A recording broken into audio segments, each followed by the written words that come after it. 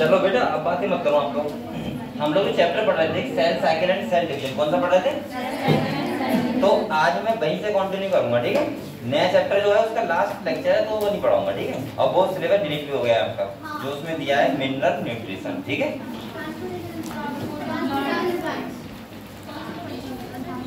दोनों ही ठीक हो गए, सही से। यहाँ टेंशन ना लो, उसका हम कर लेंगे दोस्त, ठीक है। तो हम लोग जो आज लेक्चर पढ़ेंगे वो पढ़ेंगे cell cycle and cell division का, जो लास्ट बचा था, और जितना हो पाएगा उतना हम लोग पढ़ेंगे, ठीक है। तो मैंने आप लोगों को cell cycle and cell division में सेल साइकिल के बारे में बता दिया था, और मैंने आपको माइटोसिस के बारे में बता दिया था ना। ये हम लोगों ने पढ़ लिया था। अब आप लोग 8-10 दिन घर पे रुके हो, सब भूल गए हो गए, और जिन बच्चों ने पढ़ाई मेहनत से की होगी तो उनका थोड़ा लेवल हाई भी हो गया होगा। ऐसे कितने बच्चे जो लगातार प्रॉपर पढ़ाई कर रहे थे अभी तक? लगातार पढ़ाई कर रहे थे आप लोग, या खाली बस छुट्टियों का मजा ले रहे थे? वर्षा पढ़ाई कर रही थी तुम? क्यों क्यों क्यों नहीं कर रही हो? मन नहीं हो रहा है? हाल करके बेटा मन पढ़ाई मन में लगाओ, वो सॉरी मन को पढ़ाई में लगाओ, ठीक है। चलो कोई बात नहीं, हाल करके मन लगा पढ़ाई में। सेकंड क्या है कि आप लोग बेटा 8-10 दिन से 7-8 दिन से आपका जो रिदम था वो टूट गया था ना बायोलॉजी का। तो आप लोग कोशिश करो कि जल्दी से बैकअप कर लो, और जल्दी से आप लोग एक बार रिवाइज कर लो बेटा, जल्दी से जल्दी जल्दी,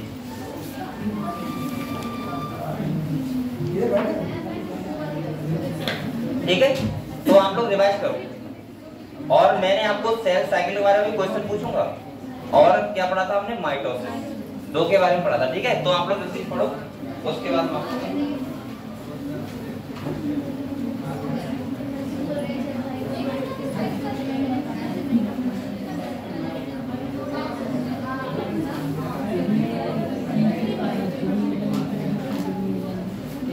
बेटा बातें मत करो, रिवाइज करो।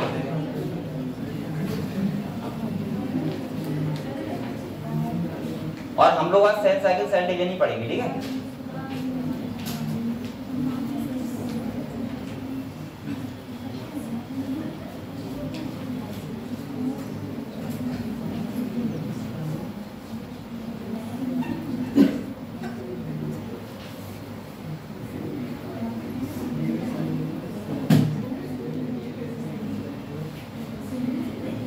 और सेल साइकिल में माइटोसिस में किसी डाउट हो तो मुझसे क्लियर कर लो, ठीक है। अब ये चीज फिर हम लोग आगे बढ़ रहे हैं।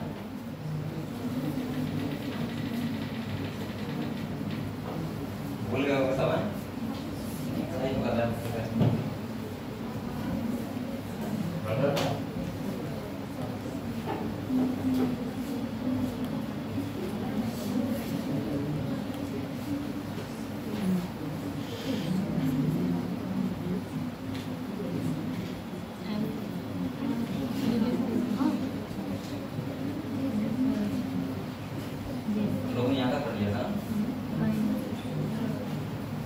स्टार्ट किया था तो यहाँ तक पढ़ो, ठीक है। रिवीजन सब करेंगे।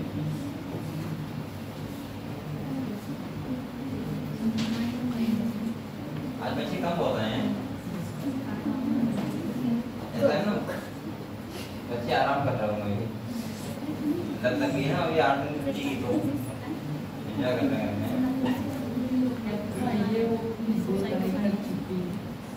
नहीं मैसेज आ जाएगा,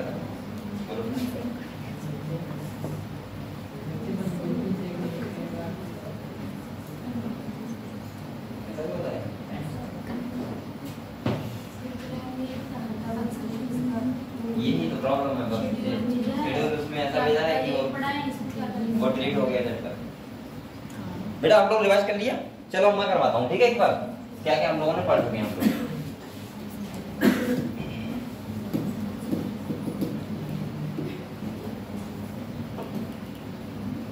हम लोगों ने चैप्टर पढ़ा था, वो पढ़ा था cell cycle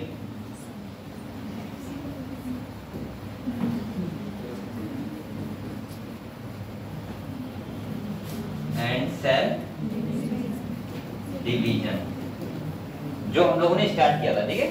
cell cycle cell division. आज मेरा भी मन नहीं कर रहा था, मैं सो के उठा तो मुझे लगा आज पढ़ाने जाना है क्योंकि ऐसा होता है ना 5-6 दिन का शेड्यूल अलग हो जाता है फिर, और 2 बजे से पढ़ाने याद हट जाती है। वैसे डेली कंटिन्यू चल रहा था, अब क्या हुआ, थोड़ा दिक्कत हो गई 8 दिन तक। ठीक है मन तो आप तो करने लगा। चलो बेटा ये देखो, अगर हम सेल साइकिल और सेल डिवीजन की बात करें, थोड़ा मैं समझा रहा हूँ आपको, ठीक है ध्यान समझो। मैंने कहा था ये चैप्टर जो हमने स्टार्ट किया था सेल साइकिल सेल डिवीजन, ये बहुत पहली बात तो इम्पोर्टेंट चैप्टर है। यहाँ से क्वेश्चन 3 या 4 आते हैं 100% नीट में, ठीक है। और छोटा सा चैप्टर है बिल्कुल, आप लोगों को एक बार अच्छे से पढ़ना है खाली, और आप लोग सारा चैप्टर कंप्लीट हो जाएगा। जैसे मैंने कहा था अगर हम बात करें सेल डिवीजन की, तो वो 2 टाइप के होते हैं। कितने टाइप के होते हैं? यानी कि हमारी जो सेल होती है, हमारी नहीं किसी भी प्लांट या एनिमल्स की सेल हो गई, वो 2 टाइप से डिवाइड करती हैं। या तो वो करेंगी माइटोसिस टाइप का डिवीजन, या वो करेंगी म्यूसिस टाइप का डिवीजन। देखो माइटोसिस क्या होता है, म्यूसिस क्या होता है, वैसे अगर समझने वाली बात है तो आप लोगों को पता होगा हमारी सेल भी 2 टाइप की होती है, एक होती है डिप्लॉइड सेल और एक होती है हैप्लॉइड सेल।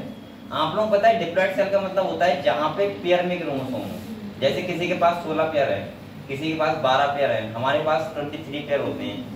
अगर किसी भी सेल में तो एक पेयर में क्रोमोसोम है तो हम बोल देते हैं उस सेल को डिप्लॉइड। क्या बोल देते हैं? डिप्लॉइड। लेकिन अगर किसी सेल में पेयर से हाफ क्रोमोसोम हो जाए तो उसको क्या बोलते हैं? हैप्लॉइड। क्या बोलते हैं? इसका मतलब होता है पेयर में से एक एक क्रोमोसोम क्या हो जाता है? सेपरेट, यानी कि अलग हो जाए तो उसको बोलते हैं हैप्लॉइड सेल। अब आप लोग सोच रहे हो सर हमें ऐसा करना क्यों पड़ता है? क्योंकि हमारी पूरी बॉडी में तो 23 पेयर क्रोमोसोम होनी चाहिए हर सेल में, ऐसा है ना।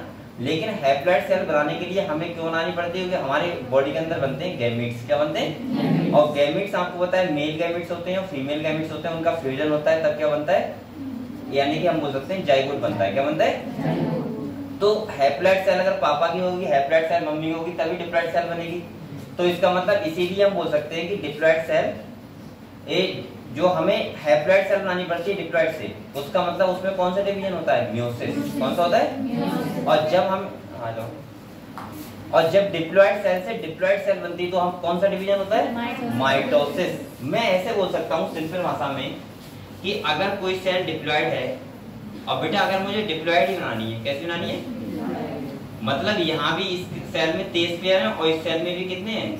23 पेयर। अगर दोनों सेलों में 23 पेयर हैं और सेल डिवाइड हो जाए, इसका मतलब वहां पे डिवीजन कौन सा हुआ होगा? माइटोसिस। कौन सा हुआ होगा? अब आप लोग बताओ, आपकी प्रत्येक बॉडी की प्रत्येक सेल में क्या 23 पेयर क्रोमोसोम नहीं है? हैं?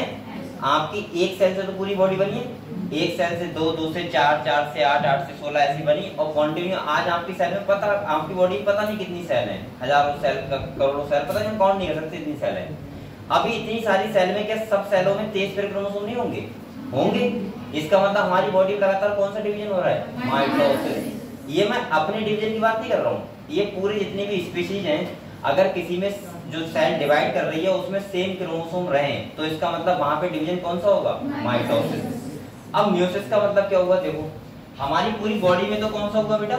माइटोसिस। लेकिन जब हमारे क्या बनेंगे? गैमीट। क्या बनेंगे? और यानी कि मैं बोल सकता हूँ हमारी डिप्लॉइड बॉडी है पूरी, और इससे गैमीट कैसे होते हैं? हैप्लॉइड। तो यहाँ पे कौन सा डिवीजन होता है? म्यूसिस। इसीलिए माइटोसिस को बोलते हैं इक्विडिशनल डिवीजन, क्योंकि क्रोमोसोम सेम रहते हैं। और इसको क्या बोलते हैं बेटा? Reductional division. यहाँ तक क्लियर आपको? अब ये हमने समझ तो लिया बहुत आसानी से कि सर सेल डिवाइड करती है, लेकिन सेल डिवाइड करना क्या आसान काम है? आप लोग खुद बताओ। एक सेल को डिवाइड होने के लिए सबसे पहले तो उसको अपना डीएनए का रेप्लिकेशन करना पड़ता है। डीएनए रेप्लिकेशन का मतलब होता है डीएनए का अमाउंट डबल होना, और ये एक छोटी प्रोसेस नहीं है।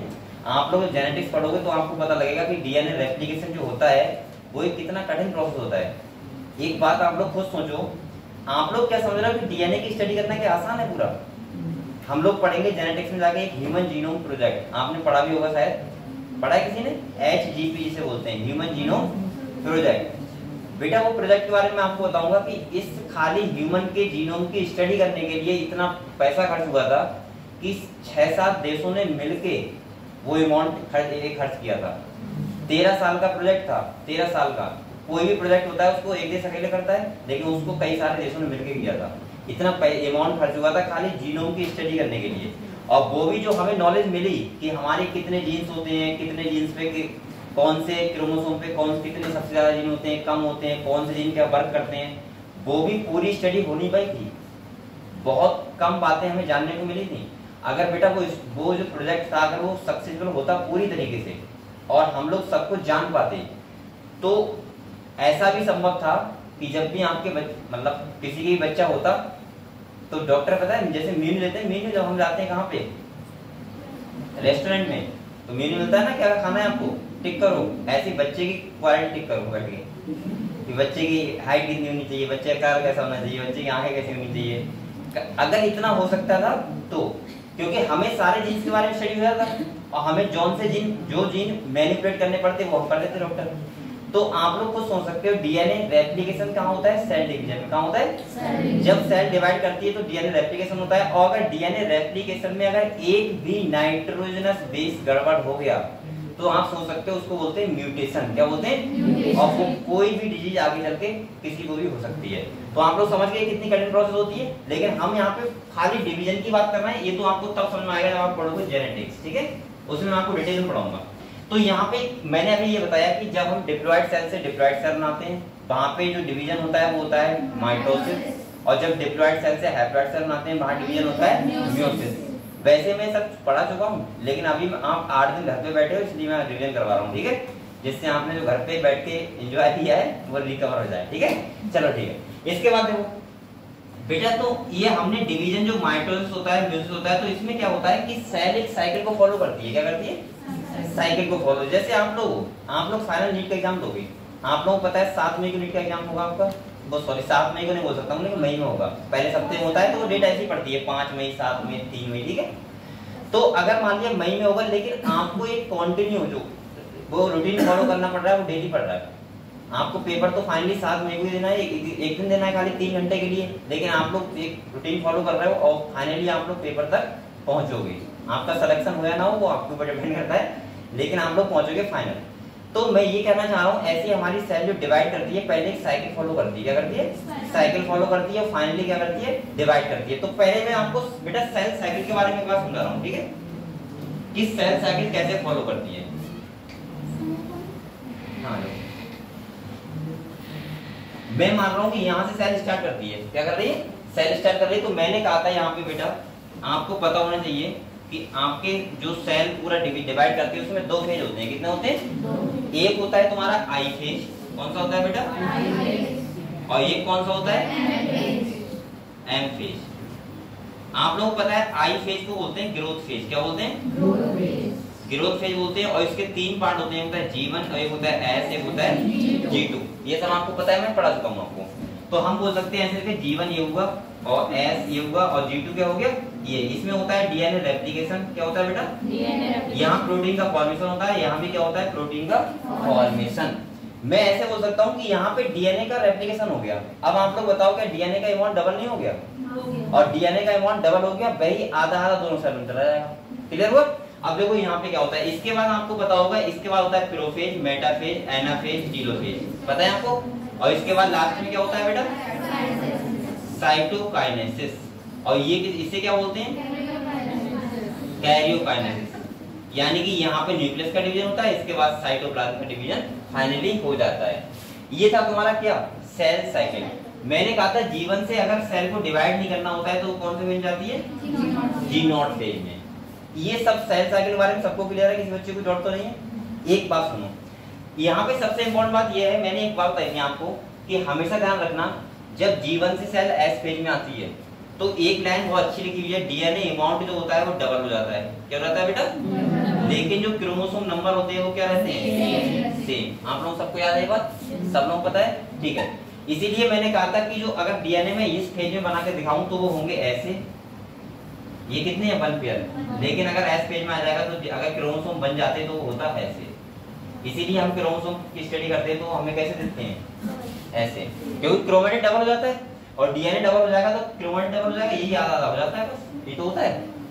अब आप लोग बताओ सेल साइकिल के बारे में किसी को डाउट है, एक बार जल्दी से देख लो, अगर किसी को अभी भी कोई पॉइंट्स में डाउट हो तो मुझसे मिलेगा। देखो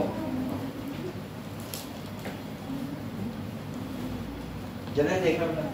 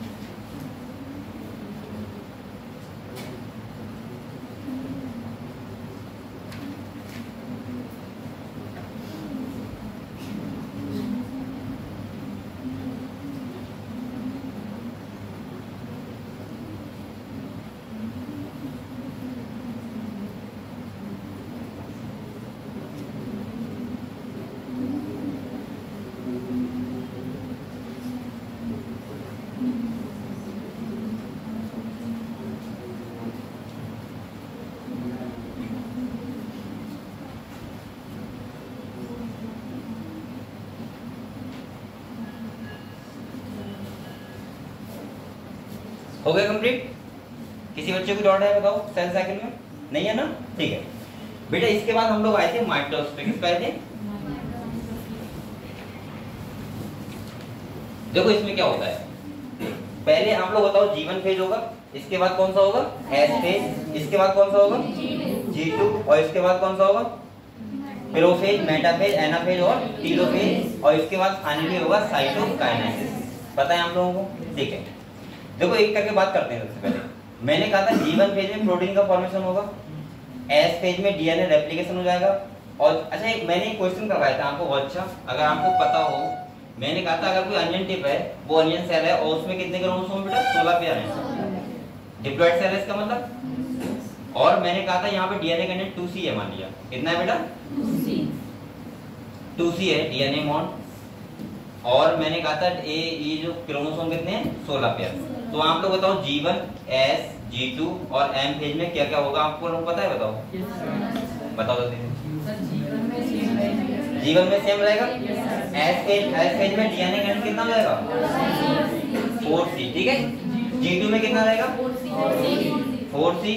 और यहाँ पे आधा हो जाएगा। और यहाँ पे G1 में कितना होगा? क्रोमोसोम 16 पेयर यहाँ रहेंगे, 16 पेयर यहाँ, 16 पेयर यहाँ। क्रोमोसोम सेम रहेंगे ना? ये क्लियर है हम लोगों को? ठीक है। तो मैंने आप लोगों को माइटोसिस के बारे में बताया था। हमने क्या बताया था? देखो सबसे पहले मैंने ये कहा था प्रोफेज G1 आता है, S आता है, डीएनए रेप्लिकेशन हो गया, और G2 आता है। इस बार प्रोफेज में क्या क्या होता है बताओ। देखो सबसे पहले क्या होता है आप लोगों को पता है, प्रोफेज में कंडेंसेशन होता है क्रोमैटिन मटेरियल का। यानी कि मैं बोलूंगा क्रोमैटिन मटेरियल से क्या बन जाते हैं? क्रोमोसोम। क्या बन जाते हैं? क्रोमोसोम। यानी कि कंडेंसेशन होकर क्रोमोसोम बन जाते हैं। और दूसरा आप लोगों को पता है सेंट्रियोल का डुप्लीकेशन होने लगता है, अपोजिट पोल पे जाने लगते हैं।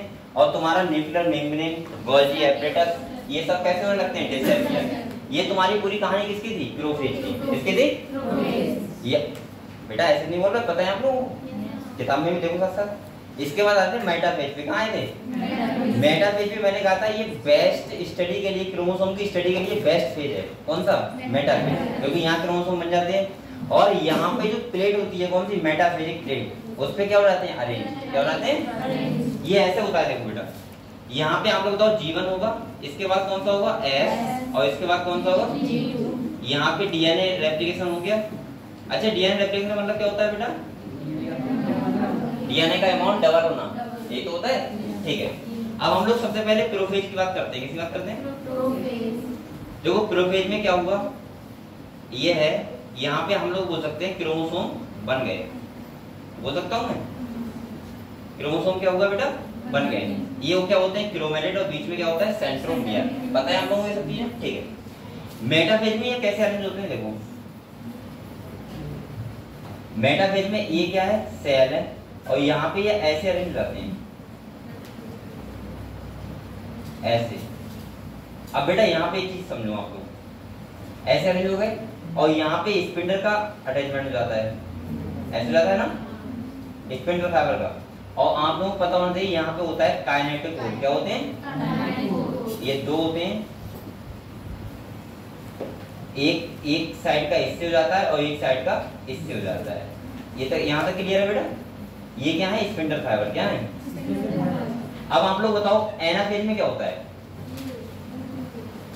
एनाफेज में होता है ये जो ये सेंट्रोमियर होता है, ये ब्रेक डाउन हो जाता है और यहाँ से जो क्रोमेटिड डबल हुए थे वो आधे आधे अलग अलग हो जाते हैं। यानी कि अगर मैं सेल बनाऊं तो यहाँ पे ऐसे दिखेगी, ऐसे करके। समझ गए आप लोग? ऐसे हो जाते हैं। ठीक है बेटा? और इधर कैसे हो गए? ऐसे हो गए। सही है? ऐसे हो गए और ये अपने अपने पोलों की तरफ मूवमेंट करने लगते हैं, जाने लगते हैं। इसके बाद क्या होता है आपको पता है? टीलोफेज में फाइनली पहुंच जाते हैं और उसके बाद होता है साइटोकाइनेसिस, जिसमें क्या होता है कि सेल डिवाइड कर जाता है और एक सेल से दो सेल बन जाती हैं। अब आप लोग बताओ यहाँ पे देखो, अगर मैं G1 में क्रोमोसोम बना देता तो पता है कैसे होते? क्रोमोसोम ऐसे होते। कैसे होते? ऐसे। सही है? क्योंकि डीएनए बॉन्ड उतना ही होता ना, इतना होता है। लेकिन S फेज में डीएनए रेप्लिकेशन होता है तो कैसे रहता है? ऐसे। यानी कि डीएनए अमाउंट डबल हो जाता है लेकिन क्रोमोसोम नंबर क्या रहता है? सेम। देखो 4 यहाँ पे और 4 यहाँ पे। समझ गए? ऐसे ही यहाँ पे बताओ, अब यहाँ से मैं डिवाइड कर दूं सेल को तो देखो 4 नहीं होते, 1 2 3 4, 1 2 3 4, सेम है क्रोमोसोम। और इसकी जो पोलैरिटी है वो भी क्या हो गई, सेम, जैसे स्टार्टिंग में थी वैसे हो गई। यही जो था माइटोसिस, हम लोगों ने इसके बारे में पढ़ लिया था पूरा। आज हम लोग जो स्टार्ट करेंगे वो करेंगे क्या, म्यूसिस। माइटोसिस तक अभी भी किसी को डाउट है क्या, नहीं है? तुम्हें डाउट है? पढ़ लिया? बताओ एनाफेज में क्या होता है?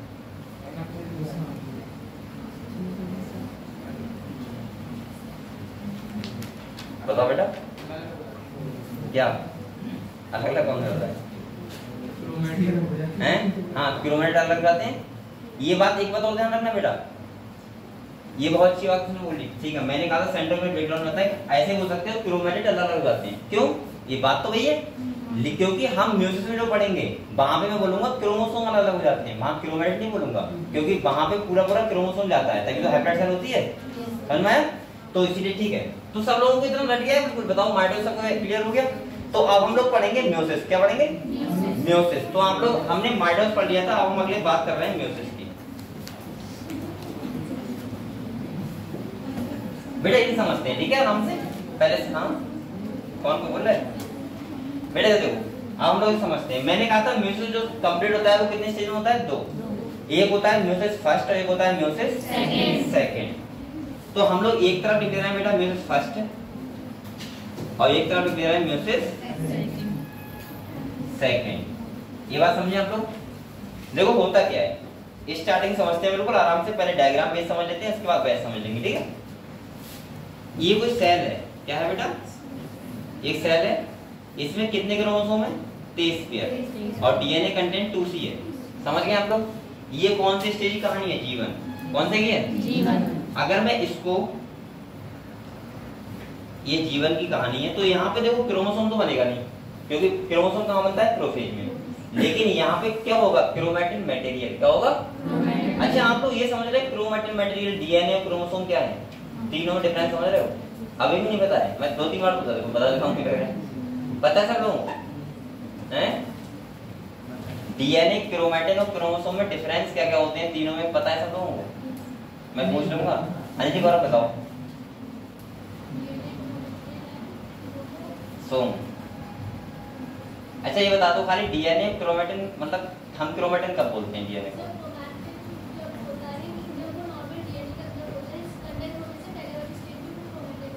क्रोमैटिन होता है, तो हम उसे डीएनए को नहीं बोलते, क्रोमैटिन को बोलते हैं।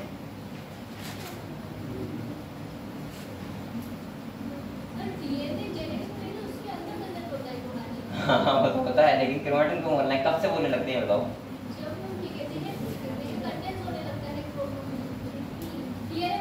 अच्छा क्रोमोसोम, क्रोमोसोम फिर क्या?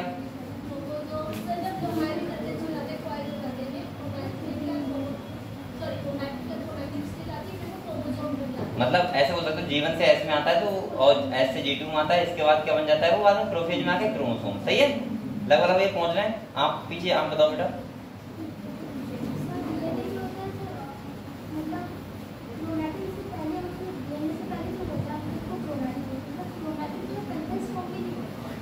कंडेंस फॉर्म में नहीं होता है?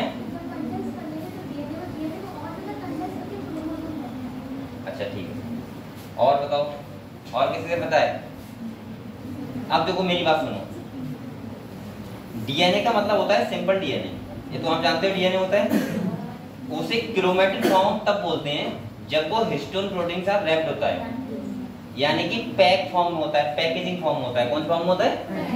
तब उसको बोलते हैं क्रोमैटिन। क्या बोलते हैं? और जब क्रोमैटिन से प्रोफेज स्टेज आती है, यानी कि सेल की जो डिवाइड होने की स्टेज प्रोफेज आती है, तो इसका मतलब बोल सकता हूँ तो क्रोमैटिन ही कंडेंस हो क्या बना लेता है? क्रोमोसोम। तो है तो सब डीएनए, बस स्टेज अलग अलग है कि जीवन में उसे क्या बोल रहे हैं, एस में क्या बोल रहे हैं, G2 में क्या बोल रहे हैं, प्रोफेज में क्या बोल रहे हैं। समझ गए बात? ठीक है। तो बेटा आप लोग ये बताओ, अगर ये जीवन स्टेज होगा तो यहाँ पे क्रोमैटिन मटेरियल होगा, क्या होगा? इसके बाद आप लोग बताओ जीवन के बाद क्या होगा बेटा? एस होगा, और इसके बाद क्या होगा? G2। ये तीनों फेज में यही रहने दे रहा हूँ, ठीक है। और मैं क्रोमोसोम को लगभग बना ले रहा हूँ अभी। सही है, मैं पहले आपको वो समझा रहा हूँ कि होता क्या क्या है। ये मैंने बना लिया, ठीक है। सपोज अभी मैं प्रोफेज नहीं आया, फिर भी बना लिए, कोई दिक्कत नहीं, ठीक है। इसके बाद चलो प्रोफेज भी यही, प्रोफेज अब मेरे फर्स्ट है, तो यहाँ पे देखो क्या होता है। इसके बाद आप लोग बताओ, एस फेज में डीएनए रेप्लिकेशन हुआ था, क्या हुआ था बेटा? और डीएनए का अमाउंट डबल हुआ तभी तो हमने ऐसे बनाए। ये बात समझ गए हम लोग? ठीक है। अब जब S के बाद आता है G2 और G2 के बाद आता है प्रोफेज। आप लोगों को पता होगा यहाँ पे प्रोफेज फर्स्ट बोलते हैं, क्या बोलते हैं? और प्रोफेज फर्स्ट मेयोसिस फर्स्ट का लॉन्गेस्ट फेज होता है ऑफ सेल साइकिल, क्योंकि वहां पे आपने और भी सुना होगा लैक्टोटीन, जाइगोटीन, डिप्लोटीन और डाइकाइनेसिस। सुना है सब लोगों ने? सुना है? ठीक है। तो यहाँ पे आता है बेटा प्रोफेज फर्स्ट, और प्रोफेज फर्स्ट के मैंने कहा था 5 फेज होते हैं, लैक्टोटीन, जाइगोटीन, डिप्लोटीन, हाँ पैकाइटिन, डिप्लोटीन और डाइकाइनेसिस, ये तो होते हैं। ठीक है।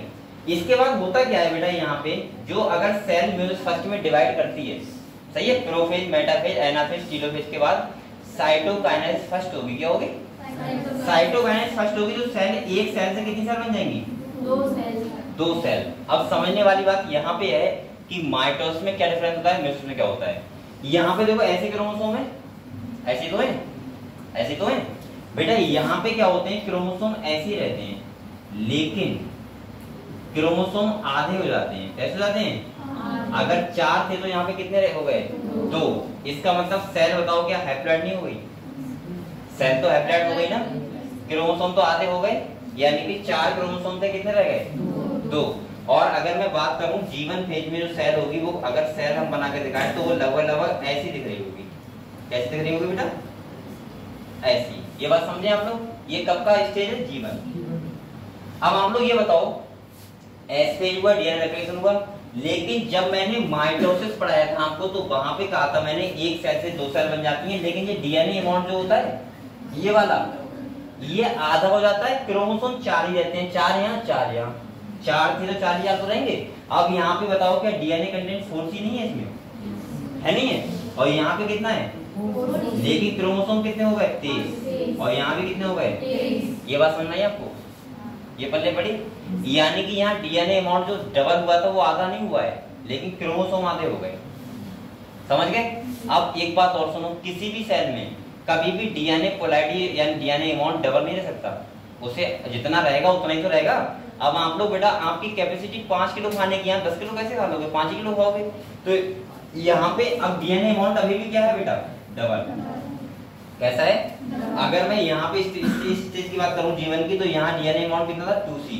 और यहाँ पे क्रोमोसोम नंबर कितने थे? 23 पेयर। कितने थे बेटा? 23। लेकिन यहाँ पे अगर हमने क्रोमोसोम ऐसे बनाए तो यहाँ पे हमें 4C बनाना पड़ेगा। ये बात समझ गए आप लोग? ठीक है। तो 2C था, 4C हुआ, अभी भी 4C है, लेकिन क्रोमोसोम नंबर आधे हो गए। अब जो ये तो कहानी थी मेयोसिस फर्स्ट की, सीधी। जब मेयोसिस सेकंड होता है वो मैं सिंपल भाषा में बोल सकता हूँ एज लाइक माइटोसिस।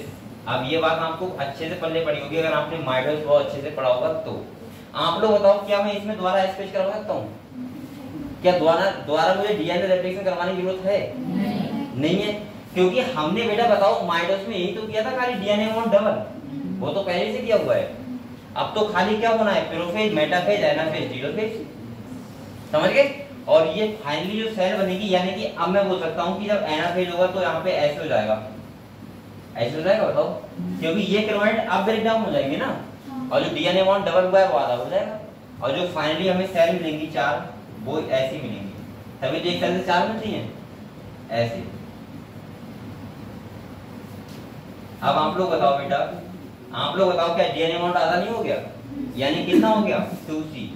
और क्रोमोसोम कितने रह गए? खाली 3। यहाँ भी कितना हो गया? 2C हो गया, जितना 2C था यहाँ पे। देखो समझ गए आप लोग क्या अंतर होता है? अब अभी भी आपको कुछ बच्चों को नहीं पढ़ रहे होगे क्या चल रहा है। यहाँ पे पूरा खेल बेटा आपको डीएनए अमाउंट और क्रोमोसोम नंबर को लेके है, क्योंकि आपकी जो सेल डिवाइड करेगी उस सेल के अंदर मेन क्या होता है?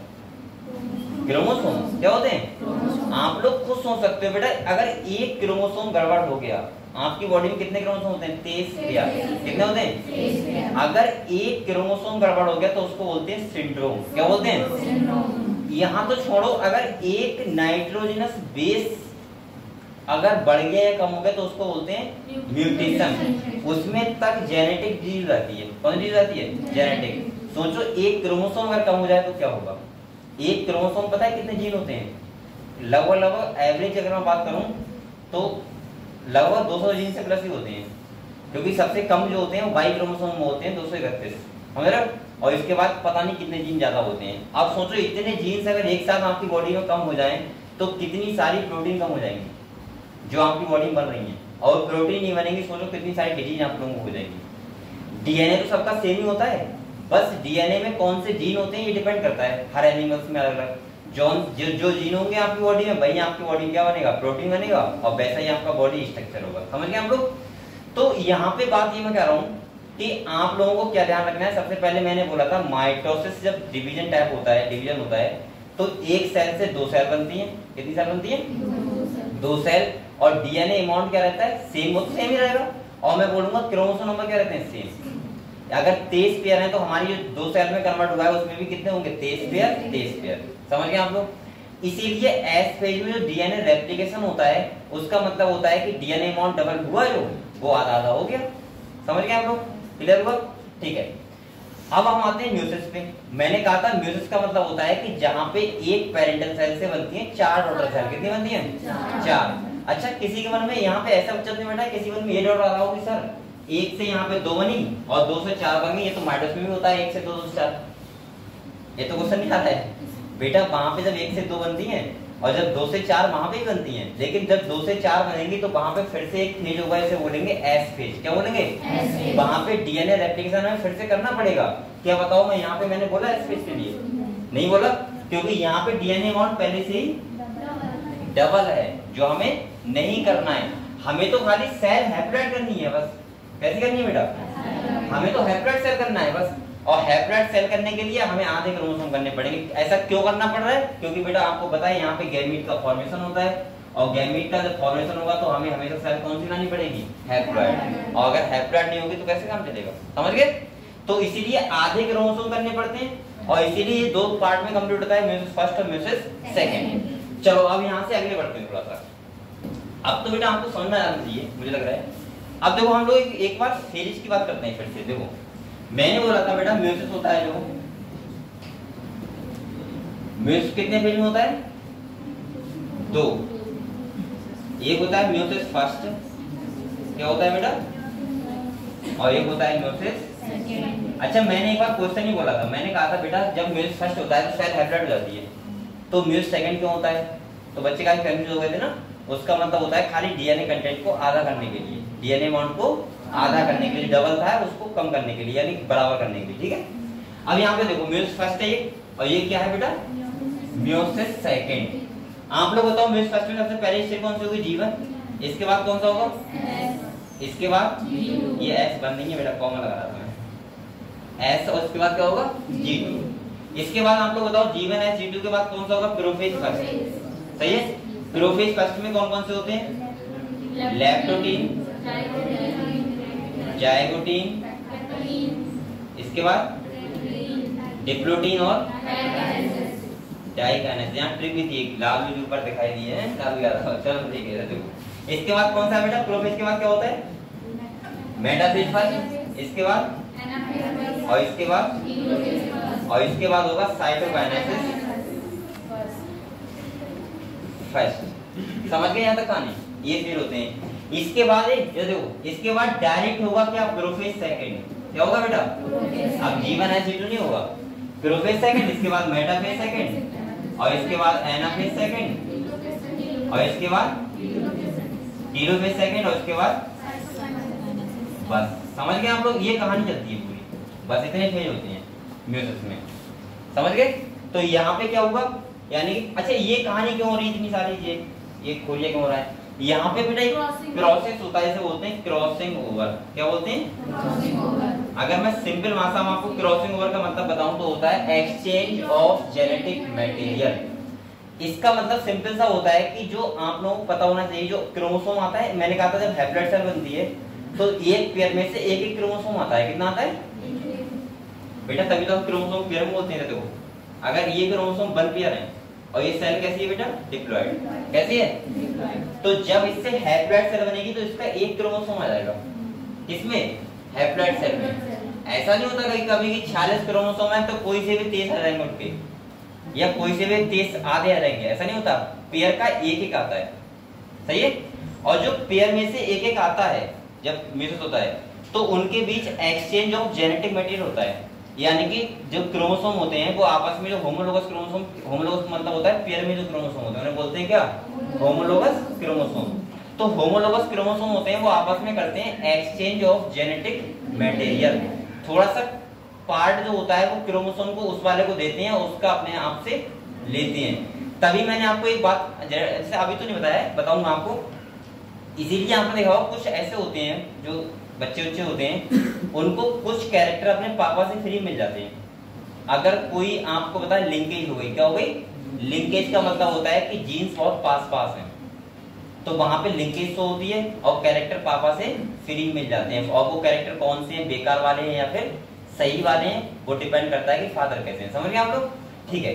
तो लिंकेज, अब आप लोग एक बात और बताऊंगा आपको, जो मेंडल थे, मेंडल जब वो एक्सपेरिमेंट कर रहे थे उस टाइम, किसका, मटर के प्लांट पे एक्सपेरिमेंट कर रहे थे, और उन्होंने जितने लॉ दिए थे, सही है, और मोनोहाइब्रिड क्रॉस, डाइहाइब्रिड क्रॉस, उन्हें नॉलेज कुछ नहीं थी। अब ये मत कहना कि वो प्रूव यहाँ से नॉलेज बहुत थी उन्हें क्रोमोसोम की नॉलेज नहीं थी, क्रोमोसोम के बिहेवियर की नॉलेज नहीं थी, उन्हें जीन्स के बारे में कुछ नहीं पता था क्या होता है। उन्हें खाली ये पता था कि कुछ ऐसा होता है सेल के पास जो कैरेक्टर को ट्रांसफर करता है। और उन्हें बाद में बेटा आपको पता होगा फादर ऑफ जेनेटिक्स भी बोला था, कि जेनेटिक्स से क्या होते हैं, वो फादर बन गए। और उन्होंने वो एक्सपेरिमेंट तब किए थे जब ना तो कोई क्रोमोसोम के बारे में जानता था और ना ही वो जीन्स के बारे में जानते थे। सोचो उस टाइम उन्होंने इतने एक्सपेरिमेंट कर लिए थे, और जब उन्होंने एक्सपेरिमेंट कर लिए थे, अपना बात को बताना चाहा, तब भी किसी ने उस बात को समझा नहीं। और ये बात समझ में तब आई जब वो बेचारे गुजर गए इस दुनिया से। तो उनके एक्सपेरिमेंट को 3 साइंटिस्ट थे, नाम बताया तुम्हें, बताओ। एक थे मैकार्डी, एवेरी और मैक्लियोन, जहां तक 3 साइंटिस्ट थे। शायद मैं अभी कंफ्यूज हूँ, काम यही होगा। सुनो कोई बात नहीं। उन्होंने बाद में उस एक्सपेरिमेंट को देखा था और उन्होंने देखा ये तो बड़ा गजब एक्सपेरिमेंट है, कि किसी ने बताओ अभी एक्सपेरिमेंट कर दिया। तब तक डीएनए के बारे में इन सब की स्टडी हो चुकी थी, तो समझ में आया कि ये तो जेनेटिक्स है पूरी। और इन्होंने समझाया है कि कैरेक्टर कैसे पापा से बच्चों में ट्रांसफर होते हैं। समझ गए आप लोग। तो ये सब मेंडल ने सोचो उस टाइम बता दिया था, जो कुछ नहीं था। आप लोगों के पास सब कुछ है, आप नहीं समझ पाते हैं, कितना आईक्यू लेवल कम है। मतलब आप लोगों को स्टडी करना है, खाली लिखा हुआ है सब कुछ। आप लोग क्या करना है बताओ, खाली स्टडी तो करना है, पढ़ना ही तो है। इतना माइंड नहीं चला पा रहे। ऐसा नहीं जो इवोल्यूशन हो रहा है वो कैसा हो रहा है, रिवर्सिबल हो रहा है, बैकवर्ड डायरेक्शन हो रहा है। पहले जो लोग थे वो थोड़े अच्छे थे ना पढ़ने में, दिमाग ज्यादा लगाते थे। अब के लोग तो खाली मोबाइल मिल जाए उसके बाद क्या करना। चलो ठीक है, कोई बात नहीं, ये तो नहीं, इतना नहीं है। लेकिन फिर भी बेटा आप लोगों का थोड़ा आईक्यू लेवल बहुत ज्यादा बढ़ाना चाहिए अपना, सही है। और ये कब बढ़ता है, जब आप नए नए तरीके से पढ़ाई करते हो, समझ रहे हो। ये नहीं कि नए नए तरीके से बातें बनाते हो। बच्चे क्या करते हैं, नए नए तरीके बातें बनाना सीखते हैं, या नहीं, नए नए तरीके से पढ़ाई कैसे करनी है, ठीक है। तो बेटा आप लोग ये बताओ, म्यूजिक के बारे में कहानी समझ गए, तो आप लोग किताब पढ़े थोड़ी देर, बताओ। अच्छा एक बात और कहूँ आपको, G1 S G2 ये वैसे होंगे जो माइटोसिस होते हैं। प्रोफेज फर्स्ट में खाली ये अलग होता है थोड़ा सा, मेटाफेज फर्स्ट में अलग कहानी होती है यहाँ पे, क्योंकि यहाँ पूरे क्रोमोसोम सेपरेट होते हैं, वहां क्या सेपरेट होते हैं, क्रोमेटिड। ये डिफरेंस होता है। एनाफेज सेम होता है, टीलोफेज सेम होता है, ये भी सेम होता है, ये तो होता ही माइटोसिस है। समझ गए बात। तो आप लोग खाली बस कुछ जगह ध्यान रखना है।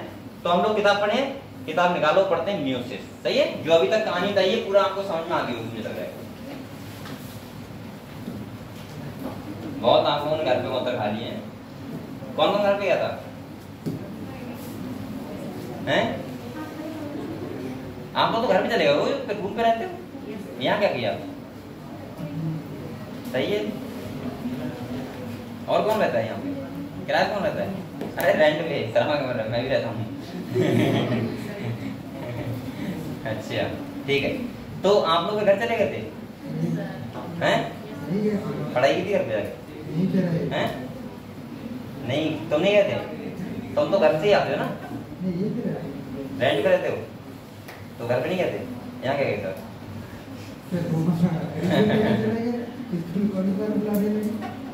चलो बढ़िया बात है।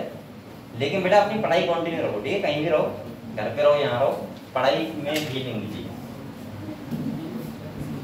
लेकिन वही बात है, घर पे जाकर पढ़ाई नहीं हो पाती है। मेरी तो आज तक कभी हुई नहीं, आज तक कभी नहीं हुई। और सबसे ज्यादा जो ये ड्रामे करता था मैं करता था, मुझसे ज्यादा नहीं करते होगे आपको।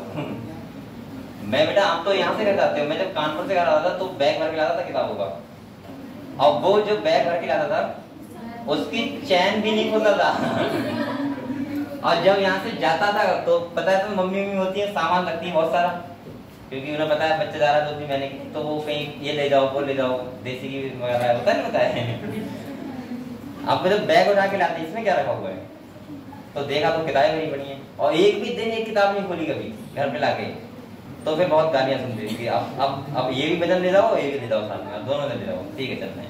तो ये होता है, और ये मैंने बहुत किया था, लेकिन कभी घर पे जाके हाँ पढ़ाई होती थी लेकिन इतनी ज्यादा नहीं होती थी, इतनी किताबें लेके आते थे। फिर यहाँ आके मन में लगता था यार इतने दिन बाद तो घर पे आए, पहले घूम ही ले, अच्छा। और वहां लगता था नहीं घर पे जाएंगे तो एकदम स्ट्रिक्ट तरीके से पढ़ाई करेंगे, जिससे लगे घर वालों का बच्चे पढ़ाई बढ़ता है। ठीक है चलो कोई बात नहीं बेटा, अब आप लोग पढ़ाई स्टार्ट कर दो, अभी आपने घुमाया कुछ भी करा कोई दिक्कत नहीं, ठीक है। चलो स्टार्ट करते हैं cell cycle and cell division, जो हम लोगों ने स्टार्ट किया था, ये सब हमने पढ़ लिया था बेटा। सेल साइकिल देखो ये है G1S G2 prophase metaphase anaphase telophase, उसके बाद क्या होता है साइटोकाइनेसिस, ये किसकी है माइटोसिस। तो हम लोग तो स्टार्ट कौन सा करेंगे बेटा मियोसिस। हो गया था, कब हो गया था, कौन करा था, हो गया स्टार्टिंग से पढ़ते हैं कोई दिक्कत नहीं है, जल्दी गाएगी है। चलो देखो स्टार्ट करते हैं क्या बेटा मियोसिस। मैंने कहा था, अच्छा एक बार और बताओ मुझे क्या माइटोसिस, आप लोग ये बात ध्यान रखना, ये मत ध्यान रखना कि एनिमल्स में होता है, प्लांट में होता है, लोअर प्लांट में होता है, हायर प्लांट में होता है। आप लोग खाली इतना ध्यान रखना कि जब डिप्लॉयड सेल से डिप्लॉयड सेल बनानी हो तो क्या होगा माइटोसिस, और जब डिप्लॉयड सेल से हैप्लॉयड सेल बनानी होगी तो क्या होगा। दूसरी बात आप लोग ध्यान रखना, अगर हैप्लॉयड सेल से मुझे हैप्लॉयड सेल बनानी है तो माइटोसिस, बेटा उसमें विरोध ना होगा, कौन सा होगा माइटोसिस। और आप लोग बताओ जब, क्यों, क्योंकि बेटा मैंने कहा था माइटोसिस का मतलब ही होता है सेम क्रोमोसोम, यानी कि जो डॉटर सेल होती है उसमें कितने क्रोमोसोम, सेम क्रोमोसोम। क्लियर हुआ, ठीक है। तो पढ़े यहां से स्टार्ट करूं, अगेंस्ट करूंगा तो यहीं से, चलो देखो जल्दी से पढ़ा रहा हूं, ठीक है। देखो लिखा है ए म्यूसिस में the production of offspring by sexual reproduction. Sexual का मतलब क्या होता है, जहां पे मेल गैमेट और फीमेल गैमेट क्या होता है फ्यूजन। कह रहा है includes the fusion of two gametes, कह रहा है each with a complete haploid set of, मैंने कहा था जब गैमेट बनते हैं तो वहां पे हैप्लॉइड सेट ऑफ क्रोमोसोम होता है हर सेल में, ठीक है गैमेट में। अगले कह रहे हैं gametes are formed from specialized diploid cell, किससे बनते हैं डिप्लॉयड सेल से बनते हैं। भाई गैमेट का मतलब समझ रहे हो, स्पर्म और ओवम या एग, मेल में बनता है स्पर्म और फीमेल में क्या बनता है एग। इसका मतलब है this specialized kind of cell division that reduce the chromosome number by half result in the production of haploid daughter cell. अगर क्रोमोसोम डिप्लॉयड सेल से आधे हो रहे हैं और वो कितने हो रहे हैं हैप्लॉइड, यानी कि आधे हो रहे हैं, तो सेल कौन सी हो जाती है हैप्लॉइड, कौन सी जाती है हैप्लॉइड। और कह रहा है बोलो मत this kind of division is called, और इसी को क्या बोलते हैं मियोसिस। कह रहा है meiosis ensure the production of haploid phase in the life cycle of sexually reproducing organism whereas fertilization restore the diploid phase. We come across meiosis during gametogenesis in plant and animals, this lead to the formation of haploid gamete. The key feature of meiosis are as follow. यहाँ पे ये important, ठीक है, जो ये नीचे character दिए हुए हैं, यहाँ पे ये कह रहा है कि डिप्लॉयड सेल होती है कोई भी, अब ये बार बार बताने की जरूरत नहीं, आपको पता होना चाहिए डिप्लॉयड सेल हमारी बॉडी में होती है सारी। जब हमारी बॉडी में प्रोसेस होती है स्पर्मेटोजेनेसिस, क्या होती है, वहां पे आपको बताया डिप्लॉयड सेल से क्या बनता है हैप्लॉइड सेल, और फीमेल्स में कौन सा होता है oogenesis, जहां पे क्या होता है यानी कि ओगोनिया सेल होती है, उनसे क्या बनता है एग बनता है, और जो कैसा होता है हैप्लॉइड, कैसा होता है हैप्लॉइड। पता है आप लोगों को इतना, वैसे आप लोग रिफ्रेशन पढ़ोगे तो बताएंगे। अगले देखो, अब ये वाले जो इवेंट है, ये वाले जो इस पॉइंट से ये इंपॉर्टेंट है, ये आपको पता होनी चाहिए, पढ़ेंगे करके, ठीक है। पहला कह रहा है meiosis involve two sequence cycle of nuclear and cell division called meiosis first and meiosis second. आप लोगों को पता है दो साइकिल होता है, यहाँ पे एक होता है म्यूसिस फर्स्ट और एक होता है meiosis second. But only a single cycle of DNA replication. मैंने बार बार बोला ये बात कि दोबारा डीएनए रेप्लिकेशन नहीं होगा, क्योंकि बेटा डीएनए अमाउंट आधा हुआ ही नहीं है अभी, और रेप्लिकेशन में हम ये तो करते हैं डीएनए बॉन्ड को डबल, ये बात समझे? तो इसीलिए डीएनए रेप्लिकेशन कितनी बार होगा? खाली एक बार, और वो भी कब किस में होगा? Meiosis first. किसमें होगा? मियोसिस सेकंड में डीएनए रेप्लिकेशन नहीं होता है। तो आप लोग चाहे यहाँ पे लिख लो ओनली मियोसिस फर्स्ट, ब्रैकेट लिख लो ओनली मियोसिस फर्स्ट। आज यहाँ पे नए बच्चे कौन होना है जो पहली बार आए? एक तो ये मुझे दिख रहा है, और तुम लोग पीछे, तुम्हारा नाम क्या है? उमरा, तुम्हारा? आस्था। आस्था अग्रवाल, अच्छा ठीक है। एक आस्था अग्रवाल भी तो है यहाँ पे, है नहीं? चेयरमैन है अभी तो, है फिलीवित की। हाँ ठीक है, चलो कोई बात नहीं। बेटा यहाँ पे ये बताओ, ये लिख दिया आप लोगों ने ओनली मियोसिस फर्स्ट में होता है क्या डीएनए रेप्लिकेशन, मियोसिस सेकंड में नहीं होता है। अगले देखो बेटा, देखो कह रहा है mutation first is initiated after the parental chromosome have replicate to produce identical sister chromatid at the S phase. मैंने कहा था। अब वहां पर समझो सिस्टर क्रोमेट क्या होती है। ये देखो बेटा, यहाँ पे कोई सेल है, ये क्या है? सेल है कोई। यहाँ पे आप लोग बताओ, मैंने आपको बार बार चीख चीख के बता रहा हूँ कि जब जीवन फेज में अगर सेल होगी और वहां पे क्रोमोसोम बनते होते तो वहां पे हमेशा क्रोमेट कितना होता है? एक। कितना होता?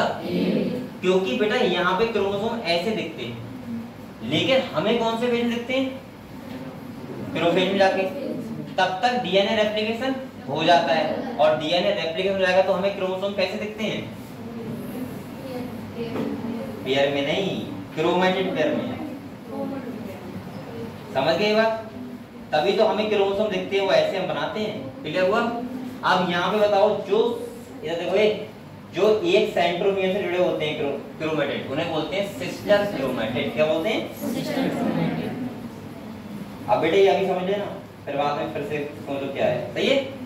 और जो पेयर में क्रोमोसोम होते हैं, ये पेयर में क्रोमोसोम है, इसमें पेयर में, जैसे मैं बोलता हूँ 1 पेयर 2 पेयर 3 पेयर 4 पेयर, ऐसे बोलता हूँ।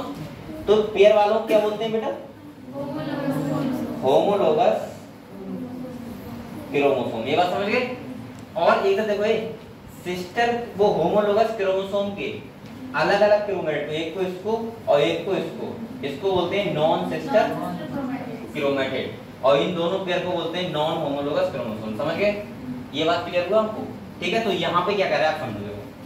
कह रहा है म्यूसिस इन्वॉल्व, ये देखो ये क्या है? क्या हुआ? आप बात कर रहे हो? अरे पूरा 6 लोग फंस रहे हो किसी में। क्या डिस्कशन कर रहे हो? ये जो पढ़ा रहे हैं आप, और क्या? ये तो ऐसे लग रही है मैंने कहा शुरू किया कमाल है। इधर देखो, ये पढ़ा रहा है और डिस्कशन कर रहा हूँ। इधर देखो, चलो चलो। हाँ तो इधर देखो, हंसो मत।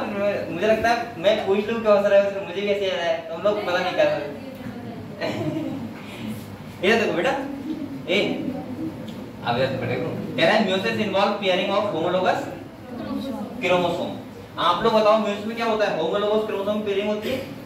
अब अगले क्या कह रहा है? And recombination between non sister chromatid of homologous chromosome. अगले देखना बेटा, कह रहा है 4 haploids are formed at the end of meiosis second, यानी कि म्यूसिस सेकंड एंड में कितनी होती हैं? 4।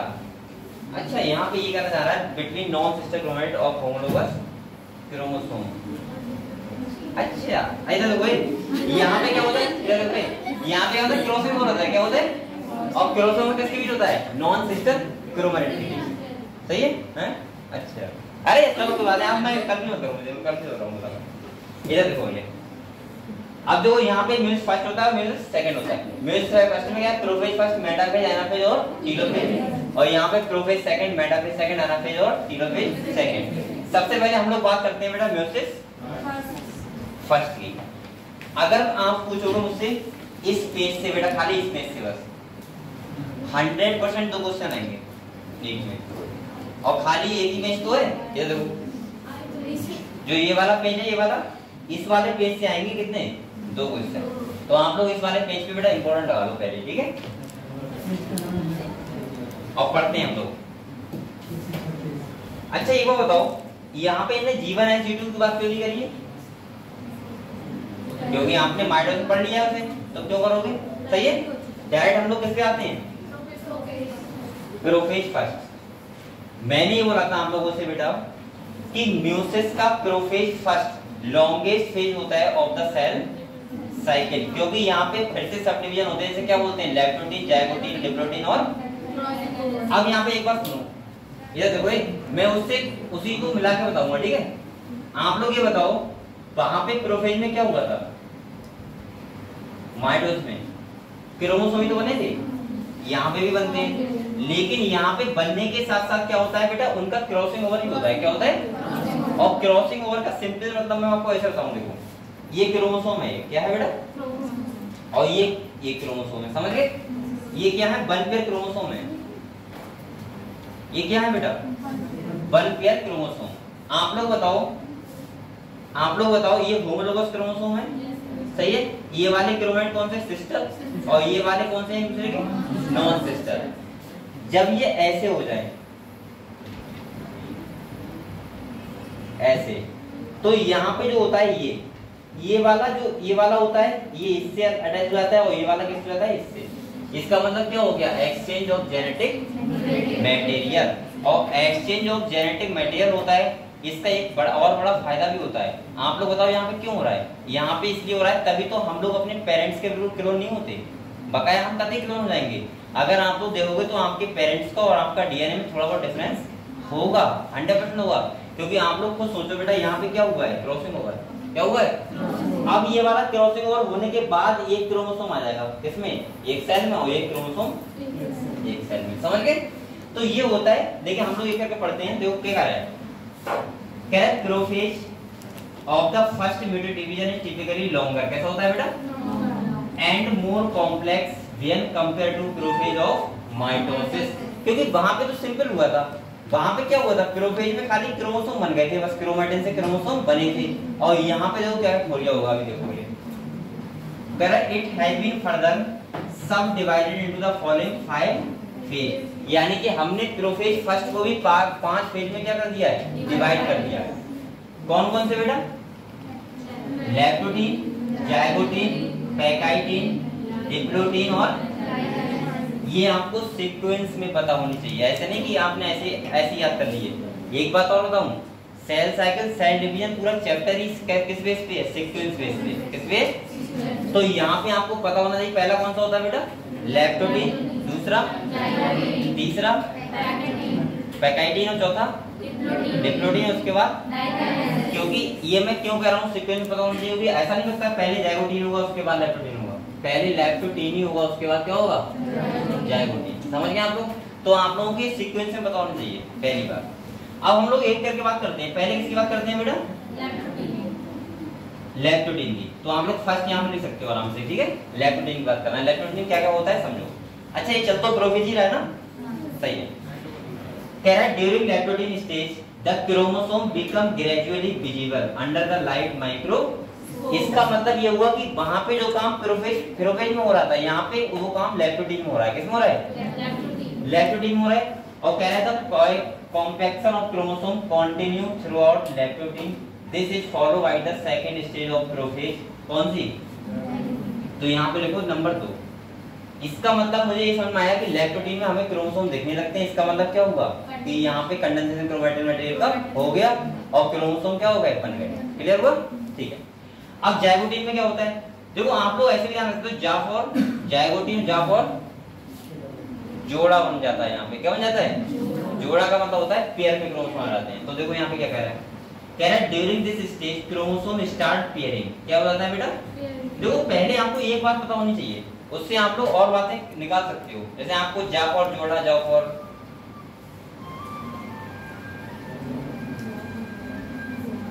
ये देखो बेटा आप लोग निकाल सकते हो आराम से कि जा फॉर जोड़ा, जा फॉर पेयरिंग, ठीक है। ये देखो pairing together and this process association is called synapse. तो इसको क्या बोलते हैं, अंडरलाइन करो यहाँ पे और स्टार बनाओ। आपसे पूछा जाता है बताओ साइनेप्सिस क्या होता है, तो किसको बोलते हैं, पेयरिंग को। क्रोमोसोम के कौन से क्रोमोसोम पेयरिंग करते हैं, होमोलोगस। कौन से करते हैं, सही। और कह रहा है सच पेयर क्रोमोसोम आर कॉल्ड, कौन से क्रोमोसोम, होमोलोगस क्रोमोसोम। इसे भी बेटा लर्न करो, यहाँ से 100% क्वेश्चन आएंगे, तो ध्यान रखना। और सिंपल सी चीजें कहते हैं। अगले देखो क्या है, electron micrograph of the stage indicate that chromosome synapses is accompanied by the formation of complex structure called synaptonemal complex, उसी को बोलना है। और the complex formed by a pair of synapse homologous chromosome is called bivalent, क्या बोलते हैं इनको? bivalent। और क्या बोल सकते हैं बेटा? टेट्राड क्यों बोलते हैं? क्योंकि 4 क्रोमैटिड होते हैं। और बाइवेलेंट क्यों बोलते हैं? क्योंकि 2 क्रोमोसोम होते हैं। समझ गए आप लोग? ठीक है, ये देखो ये यहाँ पे देखो, अगर हम बात करें बेटा तो मैंने कहा था ऐसे क्रोमोसोम होंगे, कैसे होंगे? क्योंकि ऐसे तो हो गया ना, ऐसे तो होंगे। तो आप लोग बताओ इन पेयर वाले क्रोमोसोम क्या बोलेंगे? होमोलोगस। अगर आपको ना पता हो तो एक बराबर में डायग्राम बना के ऐसे लिख लो सब चीजें।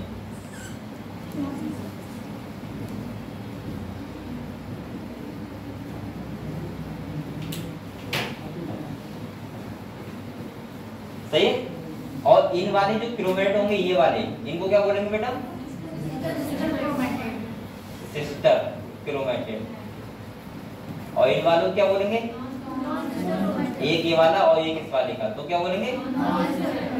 मतलब मौसेरी बहने हैं, नॉन सिस्टर।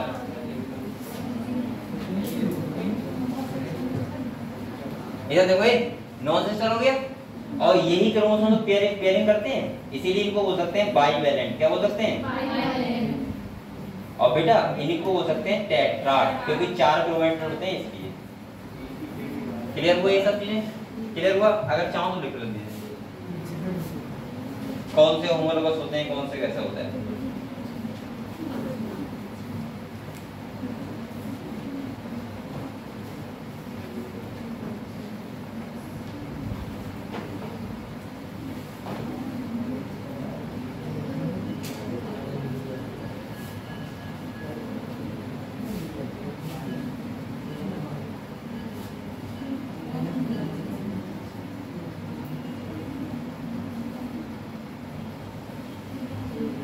अब आपकी क्लास डेली करनी है ना?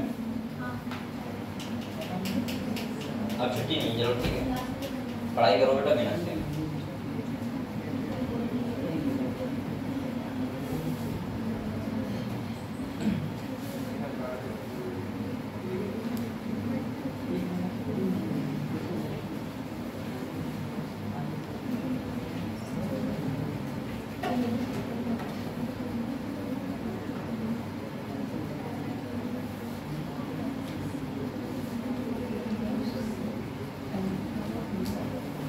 देख लिया?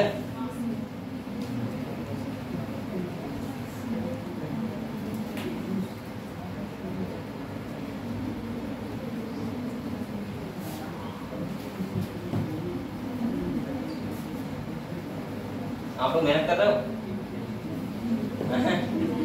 मेहनत करने स्टार्ट कर दो फिर से, ठीक है?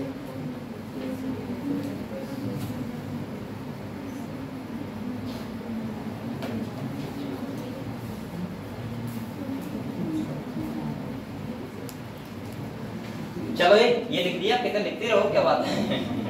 लिख लिया? अब अगले आ जाओ। यहाँ पे देखो हमने कहां तक पढ़ लिया था बेटा? बाइवेलेंट है, टेट्राड। इसके बाद क्या है? However these are more clearly visible at the next stage. The first 2 stage of prophase first are relatively short lived. कैसे होती हैं? शॉर्ट लिव्ड होती हैं। और कह रहा है compare to the next stage that is pachytene. Number 3 डालो यहाँ पे, पैकाइटी। समझ गए? तो पहली स्टेज में क्या हुआ? क्रोमोसोम बने प्रोफेज में, सॉरी प्रोफेज का लैप्टोटीन में। जाइगोटीन में क्या होगा? पेयरिंग हो गई होमोलोगस क्रोमोसोम की, जिसे बोला साइनेप्सिस। बाइवेलेंट या फिर टेट्राड। क्लियर हुआ? ठीक है। अब हम लोग किसकी बात करेंगे बेटा? लैप्टोटीन, जाइगोटीन, इसके बाद कौन सा है? पैकाइटीन। तो इसकी बात करते हैं। अब पैकाइटीन का मतलब मेरा तो अलग टाइप से है, तुम्हारा अब मैं समझा देता हूं क्या होता है। इधर हाँ क्रॉसिंग होता है। तो मैंने कहा था यहाँ पे जोड़ा बन गया। क्या बन गया? किसमें? जाइगोटीन में। और पैकाइटीन में बेटा ये क्या करते हैं? देखो ये करते हैं ऐसे करके एक दूसरे के साथ, ये इसके साथ और ये इसके साथ क्या करता है? ये क्रॉसिंग ओवर। क्या करता है? Crossing over. तो यहाँ की स्टेज क्या क्या है पढ़ लो।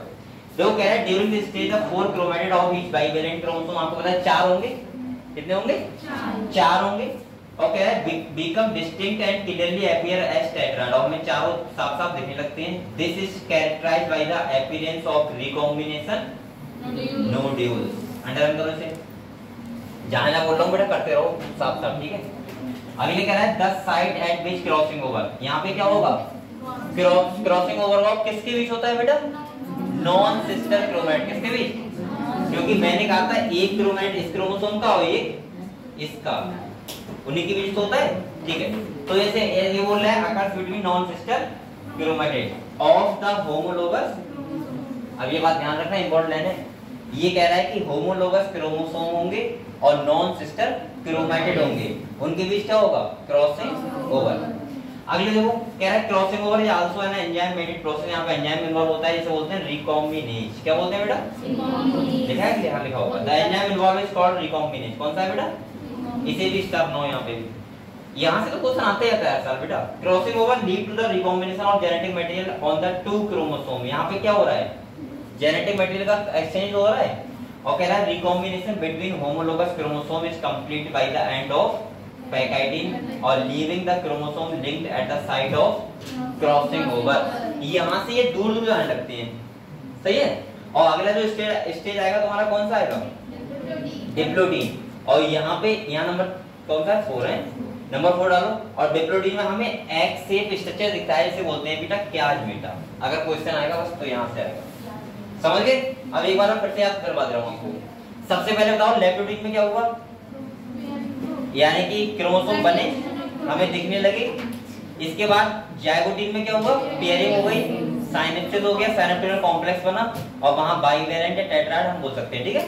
इसके बाद कौन सा है बेटा, पैकाइटिन। कौन सा है, और पैकाइटिन में मैंने देखा रिकॉम्बिनेशन नोडुल, यानी कि एंजाइम कौन सा, रिकॉम्बिनेज। और यहाँ पे दो नॉन सिस्टर क्रोमैटिड और होमोलोगस क्रोमोसोम के बीच क्या हुआ, क्रॉसिंग ओवर। क्या हुआ, और क्रॉसिंग ओवर हुआ। अब आप लोग बताओ लास्ट में कौन सा है, डिप्लोडीन। और डिप्लोडीन में ये अलग अलग जाने लगते हैं, और अलग अलग जाएंगे तो कैसा दिखेगा, एग शेप स्ट्रक्चर। कैसा दिखेगा बेटा, ऐसा हो जाता है कुछ एग शेप, क्या बोलते हैं इसे, एग शेप स्ट्रक्चर, और जिसे बोलते हैं बेटा क्याज बेटा। और डाई काइनेस में अलग अलग हो जाएंगे। हो गया क्रॉसिंग ओवर, हो गया, बस इतना होता है। तो देखो यहाँ पे क्या कह रहा है, डिप्लोडीन हो गया, हाँ डिप्लोडीन इज क्या कह रहा है, recognised by the dissolution of the synaptonemal complex, यानी कि हटने लगेगा। और अगले कह रहा है बेटा tendency of the recombinant homologous chromosome of the bivalent to separate, क्या होंगे, फ्रॉम ईच अदर। और हमें कैसा देंगे, और ये कहां से नहीं होंगे बेटा, खाली क्रॉसिंग ओवर से। मतलब ये हुआ कि अलग अलग सेपरेट हो रहे हैं, लेकिन अभी क्रॉसिंग ओवर से नहीं हुए, यहाँ पे हुआ है। तो वहां पे एग शेप से नहीं हो जाएगा, क्या कैसा बन जाएगा, एग शेप, और उसी को बोलते हैं क्याज मेटा। कह रहा है these egg shape structure are called, तो यहाँ पे सिर्फ स्टार नॉइज से। और कह रहा है in oocyte of some vertebrate diplotene can last for month of year. अब ये कह रहा है कुछ में क्या होता है, डिप्लोडीन बहुत सालों बाद होता है। बताओ किसमें होता है, कहाँ पे, ये बात कहाँ की चल रही है, क्या कौन सा वाला, प्यूबर्टी वाला कॉन्सेप्ट, आप समझाओ तो मुझे कुछ।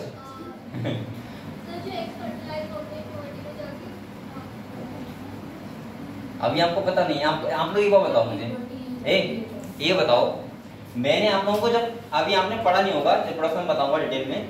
देखो क्या होता है फीमेल्स में, क्या होता है, देखो मेल्स में तो कुछ नहीं होता है, फीमेल्स में सिंपल कहानी, जब प्यूबर्टी आती है स्पर्म बनना स्टार्ट हो जाते हैं, ठीक है, और कंप्लीट मेल्स होता है, कोई दिक्कत नहीं है। लेकिन फीमेल्स में क्या होता है, जब एग का प्रोडक्शन होता है, किसका होता है, एग का। तो आपको ये पता होना चाहिए कि जो एग के लिए ओवरियन सेल होते हैं वो पहले बन जाते हैं ओवरी में, तब बन जाते हैं जब किसी फीमेल का वो नहीं होता, क्या बर्थ भी नहीं होता, बर्थ होता है, उसके बाद प्यूबर्टी का वेट होता है, प्यूबर्टी आ जाती है, सही है, हार्मोन का सीक्रेशन होने लगता है, तो उसके बाद एग डेवलप होता है। क्या होता है, एग, यानी हम बोल सकते हैं फॉलिकुलर डेवलपमेंट। क्या बोलते हैं, और उसमें क्या होता है आप लोगों को पता होना चाहिए, वहां पे क्या होता है, फॉलिकल डेवलप होते हैं, प्राइमरी, सेकेंडरी, टर्सरी, क्वार्टनरी, पता है आपको। और फाइनली जो एग होता है वो मैच्योर फॉलिकल होता है, वो रिलीज होता है, सही है, ओवरी से। हर मंथ आपको पता होगा एक एग रिलीज होता है। तो उसमें जो एक स्टेज होती है जिसमें बेटा डिप्लोडीन में आके वो स्टेज, वो वहां पे मेल्स रुक जाता है, क्या होता है, रुक जाता है। और ये कंप्लीट होता है कब होता है, जब मेल्स का स्पर्म जाता है और एग क्या होता है, फर्टिलाइज। क्या होता है, फर्टिलाइज, तब ये डिप्लोडीन से अगले कंप्लीट होता है। समझ गए आप लोग? तो ये कहानी हम रिप्रोडक्शन आपको सुनाएंगे। अभी आप लोग यहाँ इसे ये कह रहा है यहाँ पे ये vertebrate diplotene can last for month और ईयर, यानी कहाँ oocyte, और oocyte का मतलब क्या होता है भाई एग, एग ही तो होता है। सही है। चलो अब आप लोग अगले पढ़ो, ये कहानी है पढ़ना रिप्रोडक्शन, ठीक है बेटा। अगले क्या होगा? लास्ट कौन सा है? डाइकाइनेसिस। कौन सा है? डाइकाइनेसिस। यहाँ पे देखो फाइनल स्टेज होती है प्रोफेज फर्स्ट की, और कह रहा है diakinesis this is marked by termination of chiasmata, chiasmata का अलग हो जाएगा, और during this phase the chromosome are कैसे हो जाएंगे? Fully condensed and the meiotic spindle is assigned to prepare the homologous chromosome for separation. अब यहाँ पे एक बात बहुत इंपॉर्टेंट ध्यान रखना, यहाँ पे जो स्पिंडल फाइबर अटैच होते हैं, यही तो डिफरेंस है खाली माइटोसिस और मेयोसिस में। अगर समझ जाओगे तो देखो यहाँ पे जो स्पिंडल अटैच होते हैं वो होते हैं होमोलोगस क्रोमोसोम से। किससे होते हैं? और माइटोसिस में जो स्पिंडल अटैच होते हैं वो होते हैं वो सिस्टर क्रोमेटिड से। किससे होते हैं? सिस्टर, यानी कि सेम क्रोमोसोम। कैसे देखो, एक मैं डायग्राम में समझा दूं। देखो बेटा बताओ आप लोग, वहां पे मैंने जो अरेंजमेंट किया था वो ऐसे तो किया था? ये बताओ आप लोग, ऐसे तो हुआ था वहां पे मेटाफेज प्लेट पे? और आप लोग बताओ स्पिंडल अटैच कहां से हुए थे? काइनेटोकोर से। कहां से हुए थे? ऐसे तो हुए थे। तो बताओ क्या होमोलोगस क्रोमोसोम से हो रहे हैं? नहीं, सिस्टर क्रोमेटिड से हो रहे हैं। ये तो हुआ था। लेकिन जब यहाँ पे होता है म्यूसिस में, तो पता है कैसे होती है अरेंज? ऐसे होती है अरेंज, ऐसे करके। अभी बात समझ में आई आपको? ये डिफरेंस होता है बस माइटोसिस में। अरे मैंने क्या समझा,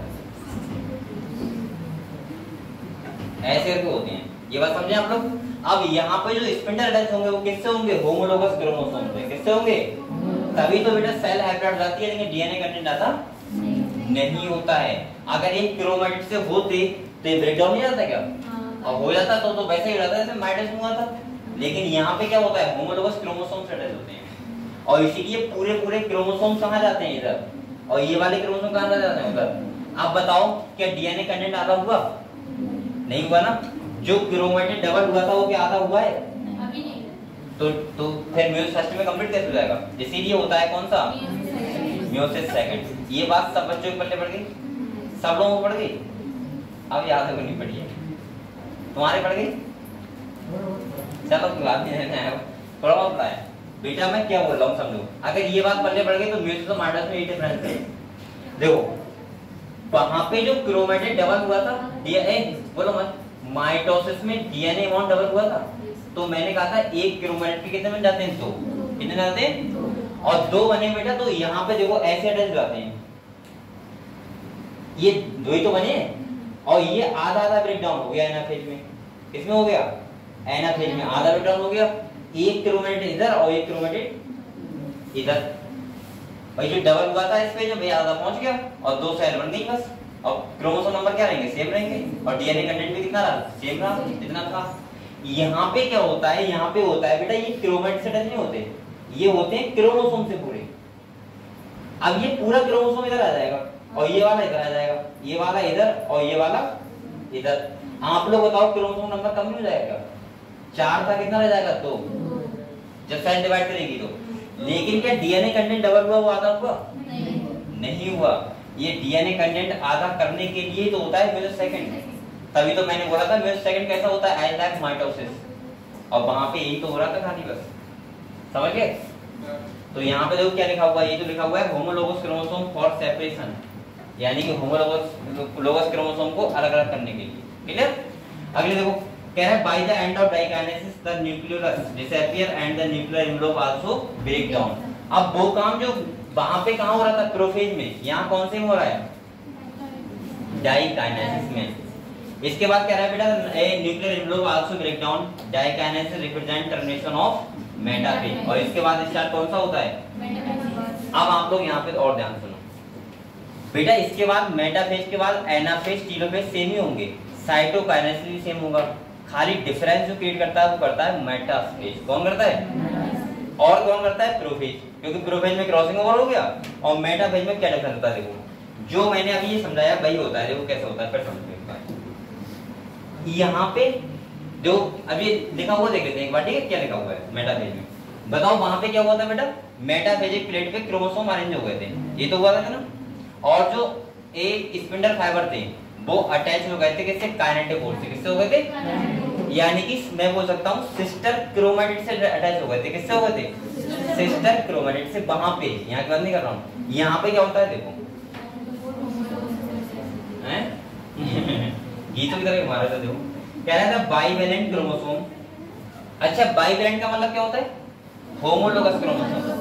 कह रहा है bivalent chromosome align on the equatorial plate, the microtubules from the opposite pole of the spindle attached to the kinetochore of. अब देखो यहाँ पे डिफरेंस देखो, होमोलोगस क्रोमोसोम, ये जो डिफरेंस है यहाँ पे। और वहां पे लिखा होता तो क्या लिखा होता, क्रोमैटिड। क्या लिखा होता, और वहां पे आप लोग अभी भी देख सकते हो, वहां लिखा होगा मेटाफेज में सिस्टर क्रोमैटिड। क्या लिखा होगा, और यहाँ पे क्या लिखा है, यही डिफरेंस है बस म्यूसिस में और माइटोसिस में। समझ गए आप लोग। अब आप लोग बताओ बेटा, जब होमोलोगस क्रोमोसोम से अटैच हुए हैं तो अपोजिट पोल पे पूरा पूरा क्रोमोसोम जाएगा ना, क्रोमैटिड ना जाएगा, तो क्या डीएनए बॉन्ड आधा कैसे हो जाएगा, नहीं हो पाएगा ना। अब देखो अगले, ये समझ गए, देखो यहाँ पे एनाफेज आ गया। हाँ तो समझ गए आप लोग, यहाँ पे क्या होता है होमोलोगस क्रोमोसोम, वहां क्या होता है सिस्टर क्रोमैटिड। बस इतना डिफरेंस होता है मेटाफेज में। और अगर मैं डायग्राम बना के दिखाऊं तो देख लो आप लोग कैसे होता है। देखो वहां पे ऐसा हुआ था, फिर देख लो एक बार बताओ, वहां पे जो क्रोमोसोम ऐसे करके आए थे,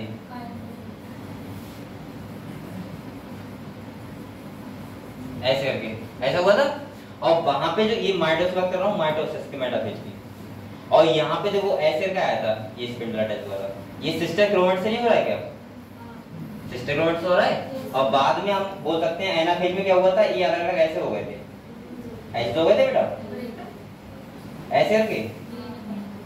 तो आप लोग बताओ, जो डीएनए बॉन्ड डबल हुआ तो आधा तो नहीं हो गया, सेल डिवाइड करेंगे आधा हो जाएगा।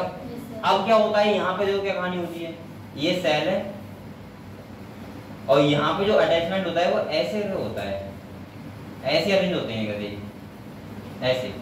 अब अगर ये, अब इन्हें क्या बोलेंगे बताओ, होमोलोगस क्रोमोसोम क्या बोलेंगे। और यहाँ पे देखो अटैचमेंट कैसे होगा, ऐसे, समझ गए। अब जब यहाँ एनाफेज होगा तो क्या कंडीशन होगी, देखो यहाँ पे बेटा एनाफेज होगा तो ये पूरा क्रोमोसोम इधर साइड में और ये पूरा क्रोमोसोम इधर साइड में। अब आप लोग बताओ, ये तो मैं समझ गया कि सेल हैप्लॉइड तो हो गई। देखो 4 थे, कितने रह गए, 2। यहाँ पे देखो 4 थे, 4 ही रह रहे हैं, 1 2 3 4 थे यहाँ पे। यहाँ पे अगर इस सेल में देखो 1 2 3 4 है, इस सेल में देखो 1 2 3 4 है, डीएनए बॉन्ड डबल हुआ था हो गया। लेकिन यहाँ पे देखो 1 2 3 4 सेल में है, लेकिन इस सेल में कितने रहेगा 1 2, और इसमें भी रहेगा 1 2, सेल हैप्लॉइड हो गई। लेकिन क्या डीएनए बॉन्ड आधा हुआ, लेकिन किसी भी न्यूक्लियस में डबल डीएनए बॉन्ड डबल नहीं रह सकता, समझ गए। इसीलिए होता है म्यूसिस सेकंड। अब बात पल्ले पड़ गई, अब ठीक है चलो, वो एक पल्ले पड़ गई है। इसके बाद देखो मेटाफेज में बेटा ये क्या कह रहा है, the bivalent chromosome align on the equatorial plate, the microtubules मतलब centrioles from the opposite pole of the spindle attached to the kinetochore of homologous। यहाँ स्टार नाउ वो क्वेश्चन ऐसे पूछेगा कि बताओ स्पिंडल फाइबर अटैच हो रहे हैं सिस्टर क्रोमैटिड से, तो कौन सा डिवीजन है, माइटोसिस, म्यूसिस, ऐसे करके। और ऐसे क्वेश्चन आते हैं, ध्यान रखना, सही है। अगले देखो, चलो बेटा इसे रिवाइज करो एक बार।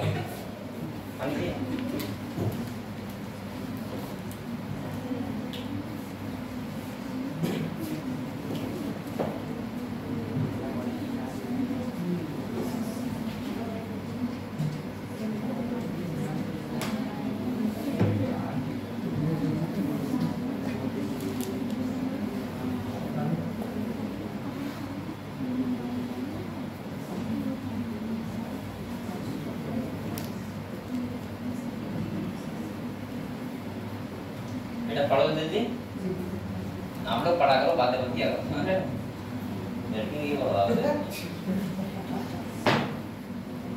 एक आपने सुना है, वो कहते हैं कि दुनिया का सबसे बड़ा झूठ क्या है, हैं?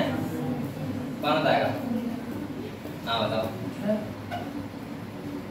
सर 1 से 2 या 2 से अधिक लड़कियां पास में बैठी हैं, वो खान बैठी है, मतलब ये दुनिया का सबसे बड़ा झूठ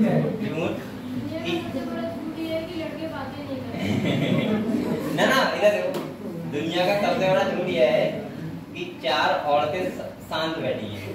कोई बोला कि 4 औरतें शांत बैठी हैं, ऐसा हो सकता है क्या? कभी नहीं लगता, कभी नहीं। अगर लड़ाई भी होगी 2 में या 3 में आपस में, तो वो उसकी बुराई कर रही होंगी दूसरे की, लेकिन क्या कर रही है? तुमने देखा कि ऐसे मोहल्ले में बहुत होता है, एक फीमेल आई दूसरे घर पे, दूसरे घर पे आई, वो तीसरे की बुराई कर गई, वो आई वो उसकी बुराई कर गई, वो इसकी चलती रहती है। ये आरती का यही काम है खाली कर। बेटा पढ़ लिए हम लोग, पढ़ लिया सब लोगों ने, ठीक है। अब आ जाओ अगले एनाफेज। बोलो मत बेटा, मैंने बुलवा दिया आप लोगों को एनाफेज।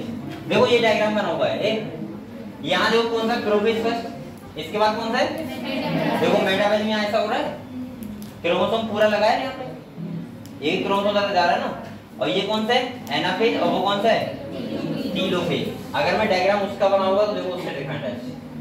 देखो यहाँ पे कैसे हुआ है,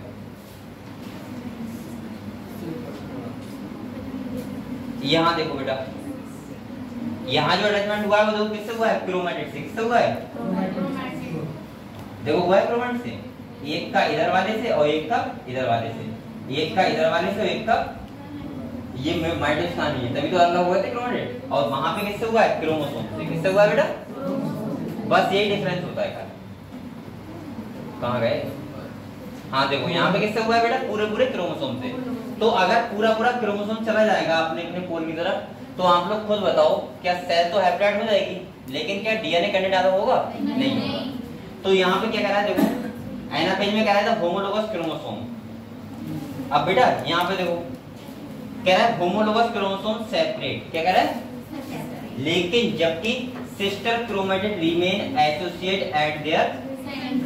अब वहां पे पता क्या लिखा होगा, वहां पे लिखा होगा ए सिस्टर क्रोमैटिड सेपरेट, क्या लिखा होगा, यानी कि सेंट्रोमियर ब्रेकडाउन और सिस्टर क्रोमैटिड अलग-अलग हो जाते हैं। लेकिन यहाँ पे सेंट्रोमियर ब्रेकडाउन नहीं होता है, ना ही सिस्टर क्रोमैटिड अलग-अलग होते हैं, खाली कौन होते हैं, होमोलोगस। यहाँ कहानी पूरी किसकी चल रही है, होमोलोगस क्रोमोसोम के, वहां किसकी चल रही थी, सिस्टर क्रोमैटिड। अगले देखो टीलोफेज पढ़े, अब तो ये समझ गए पूरी कहानी क्या होती है, ठीक है। कह रहा है nuclear membrane and nucleus reappear फिर से बन जाते हैं, cytokinesis follow and this is called of dyad of cell, यानी कि 2 सेल बन जाती हैं। और कह रहा है in many cases the chromosome do undergo some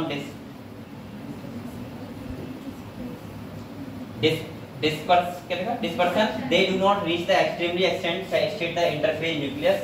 The stage between the two mutate division is called interkinesis, यानी दोनों के बीच की स्टेज को बोलते हैं, ठीक है, interkinesis. And generally short lived, कैसे होती है। अब अगले देखो क्या कह रहा है, कह रहा है there is no replication of DNA during inter. अब आप लोग बताओ क्या डीएनए रेप्लिकेशन द्वारा होगा, नहीं होगा, क्योंकि डीएनए अमाउंट तो वैसे ही डबल है, हमें 4 गुना थोड़ा करना है। हम तो माइटोसिस में इसलिए डीएनए रेप्लिकेशन कर रहे थे, वहां डीएनए अमाउंट हमें क्या करना पड़ता था, डबल। यहां हमें डबल करना ही नहीं है। अगले देखो, और कह रहा है interkinesis follow by prophase second, और डायरेक्ट क्या होगा स्टेट, वो स्टार्ट प्रोफेज सेकंड। और कह रहा है a much similar prophase than prophase first. ये कह रहा है कि प्रोफेज फर्स्ट वैसे ही होगा जैसे प्रोफेज हो रहा था किसमें, माइटोसिस में। तो अब आप लोग अगले पढ़ो या मत पढ़ो, यहाँ पे एक लाइन लिख लो बेटा, एज लाइक माइटोसिस, यानी कि बिल्कुल माइटोसिस की तरह अगली कहानी है।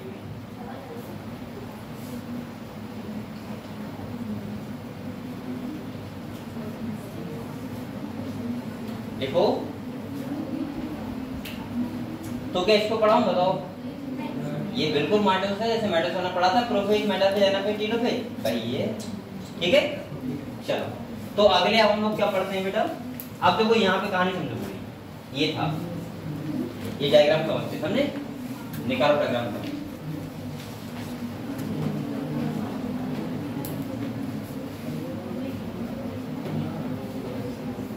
देखो बेटा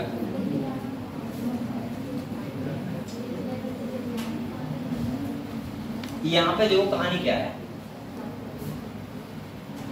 ये वाली जो दिखाया है ये क्या है, हाँ यहाँ से एक सेल से कितनी बनी, 2, और 2 से अब कितनी बन जाएंगी, 4। यानी कि मैं ऐसे बोल सकता हूँ ये प्रोफेज सेकंड है, ये मेटाफेज सेकंड है, एनाफेज सेकंड और ये टीलोफेज। आप लोग बताओ अभी इससे पहले क्या हुआ होगा, म्यूसिस फर्स्ट। क्या हुआ होगा? Meiosis first. यानी कि मैं ऐसे बोल सकता हूं कि यहाँ पे सही है, ये सेल है और ये सेल है, तो यहाँ पे हुआ है म्यूसिस। क्लियर? अब क्या हो रहा है? Meiosis second. अब ये देखो यहाँ पे सेल हमें ऐसी मिलेगी, मैंने कहा था सेल हैप्लॉइड हो गई, 2 ही क्रोमोसोम हैं इसके अंदर, तो इसका मतलब यहाँ पे अगर मैं क्रोमोसोम की बात करूँ तो कितने होंगे? 23। इसके अंदर कितने होंगे? लेकिन डीएनए कंटेंट कितना है? 4C। और यहाँ पे कितना है? मतलब अब जो होगा बिल्कुल माइटोसिस की तरह होगा कि जाओ ऐसे अरेंज हो जाओ, ऐसे अरेंज हो जाओ, और जो स्पिंडल अटैच होंगे किससे? क्रोमैटिड से। अब क्रोमैटिड क्या होगा? अलग अलग हो जाएंगे, और देखो हो गया, कितनी बन गई? दो सेल से 4। और यहाँ पे बताओ क्रोमैटिड क्या एक नहीं रहा? अब डीएनए कंटेंट कितना होगा? 2C। कितना होगा बेटा? 2C। और क्रोमोसोम कितने होंगे? 23। अगर लिखो तो ऐसे लिख लो, बस ये हुआ था, यहाँ पे हो गया माइटोसिस। अब ये अगर किसी बच्चे को पहले ना पढ़ा हो तो फिर मैं क्या करूँगा? तो थोड़ा एक्सरसाइज करो और ज्यादा पढ़ाई की, ठीक है? मेहनत करो और ज्यादा।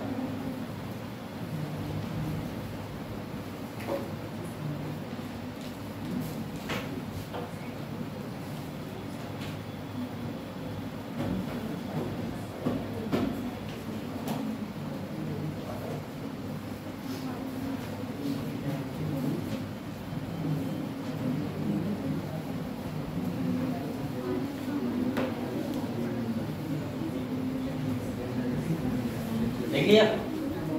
अगले आ जाओ। अरे इतना ही रह गया खाली। चलो एक बार रिवाइज करो, रिवाइज करो, उसके बाद अगले बढ़ते हैं। ये चैप्टर तो हो गया ना प्लीज सर? इसके बेटा क्वेश्चन लगाना कम से कम 500, ठीक है? 500।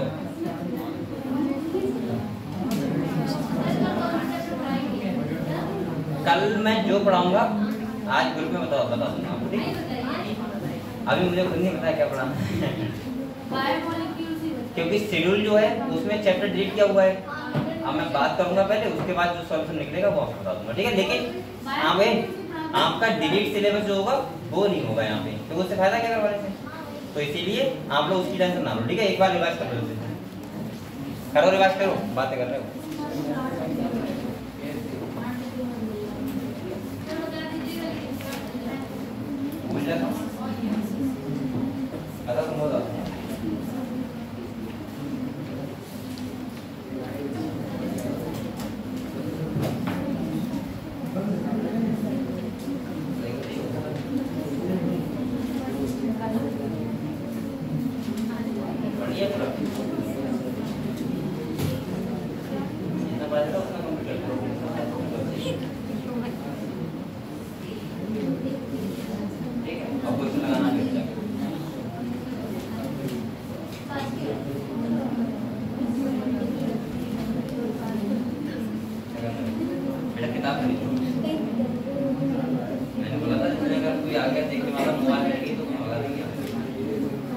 सभी लोग किताब और कॉपी लेके आए ध्यान से।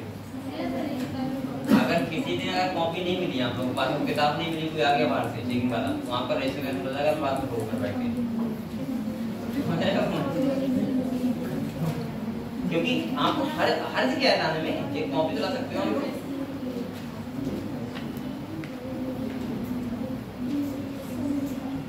तुम लेके आए कॉपी? कहाँ है? या घर पे? घर पे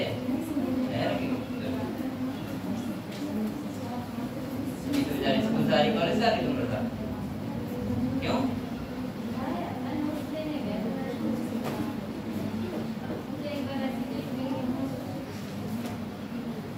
मैडम बुलाती है तुम्हें कॉलेज से देखने के लिए?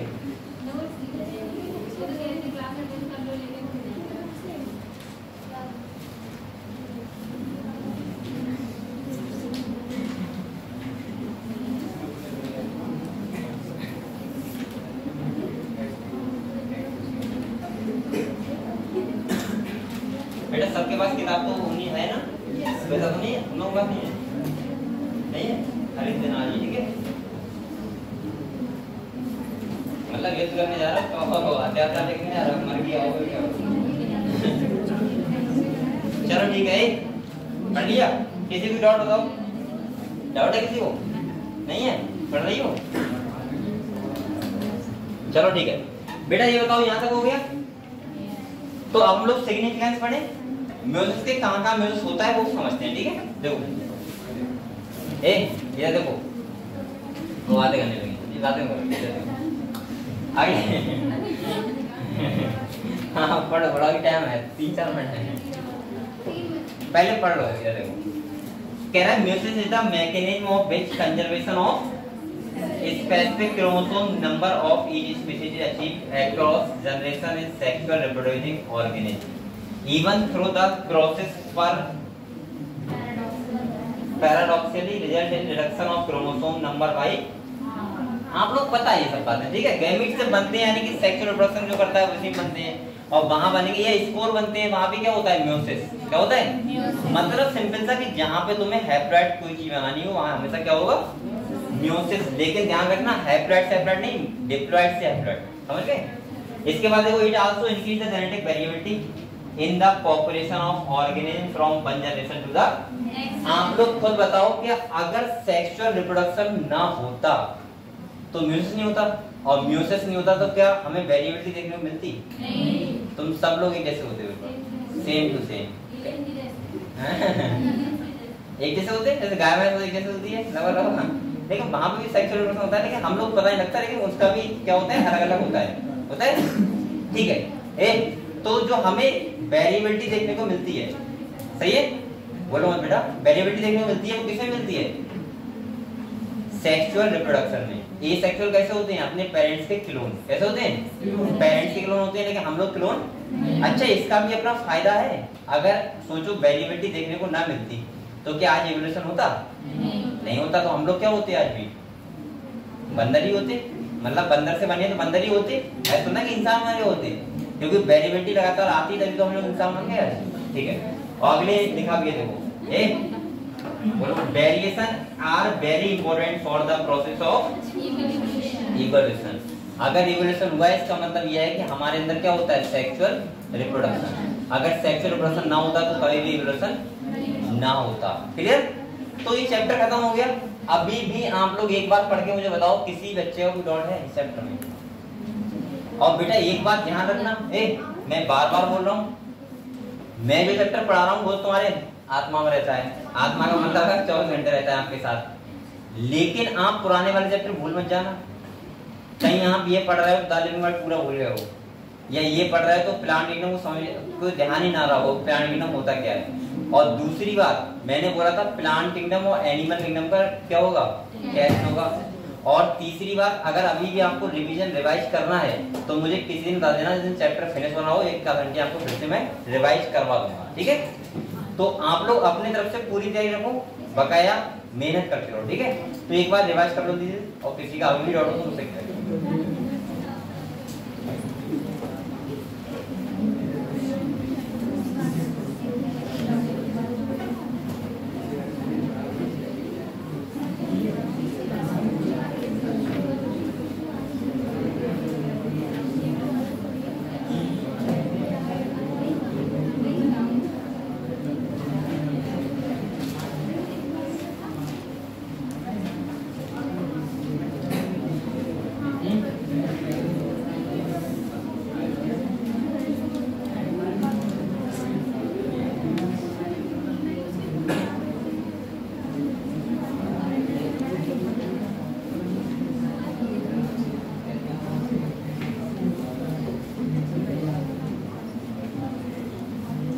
मैंने रिवीजन करने के लिए बोला है, बात करने के लिए बोला है। घर पे हम लोग कितना पढ़ते हैं मुझे पता है, समझ रहे हो? इसलिए यही पढ़ लिया करो। और बेटा जो बच्चे पुराने हैं वो ध्यान रखना, इतना कंप्लीट होकर रहो कि जिस दिन टेस्ट हो जाए उस दिन तुम पूरे क्वेश्चन सही कर सको। इतना कंप्लीट होकर रहो। ऐसा नहीं लगना चाहिए आपको कि आपके पास टाइम ही टाइम है कि बायोलॉजी तो टेंशन थी सब पढ़ा हुआ है, ऐसा नहीं लगना चाहिए। आपको ऐसा लगना चाहिए कि मैं अगर अभी मुझसे कोई जितने चैप्टर करा दिए कोई भी कुछ पूछे मैं तुरंत बता दूं। इतना आपको कंप्लीट रहना है, फिजिक्स केमिस्ट्री बायोलॉजी तीनों में, समझ रहे हो? लेकिन मैं तो बात खाली बायोलॉजी करूंगा, फिजिक्स केमिस्ट्री क्यों करूंगा? तो हाँ, हम लोग बायोलॉजी में रहना चाहिए। चलो ठीक है, इसके बाद हम लोग कल पढ़ेंगे और जो चैप्टर मैं पढ़ाऊंगा बता दूंगा, ठीक है? सही बच्चों, ठीक है?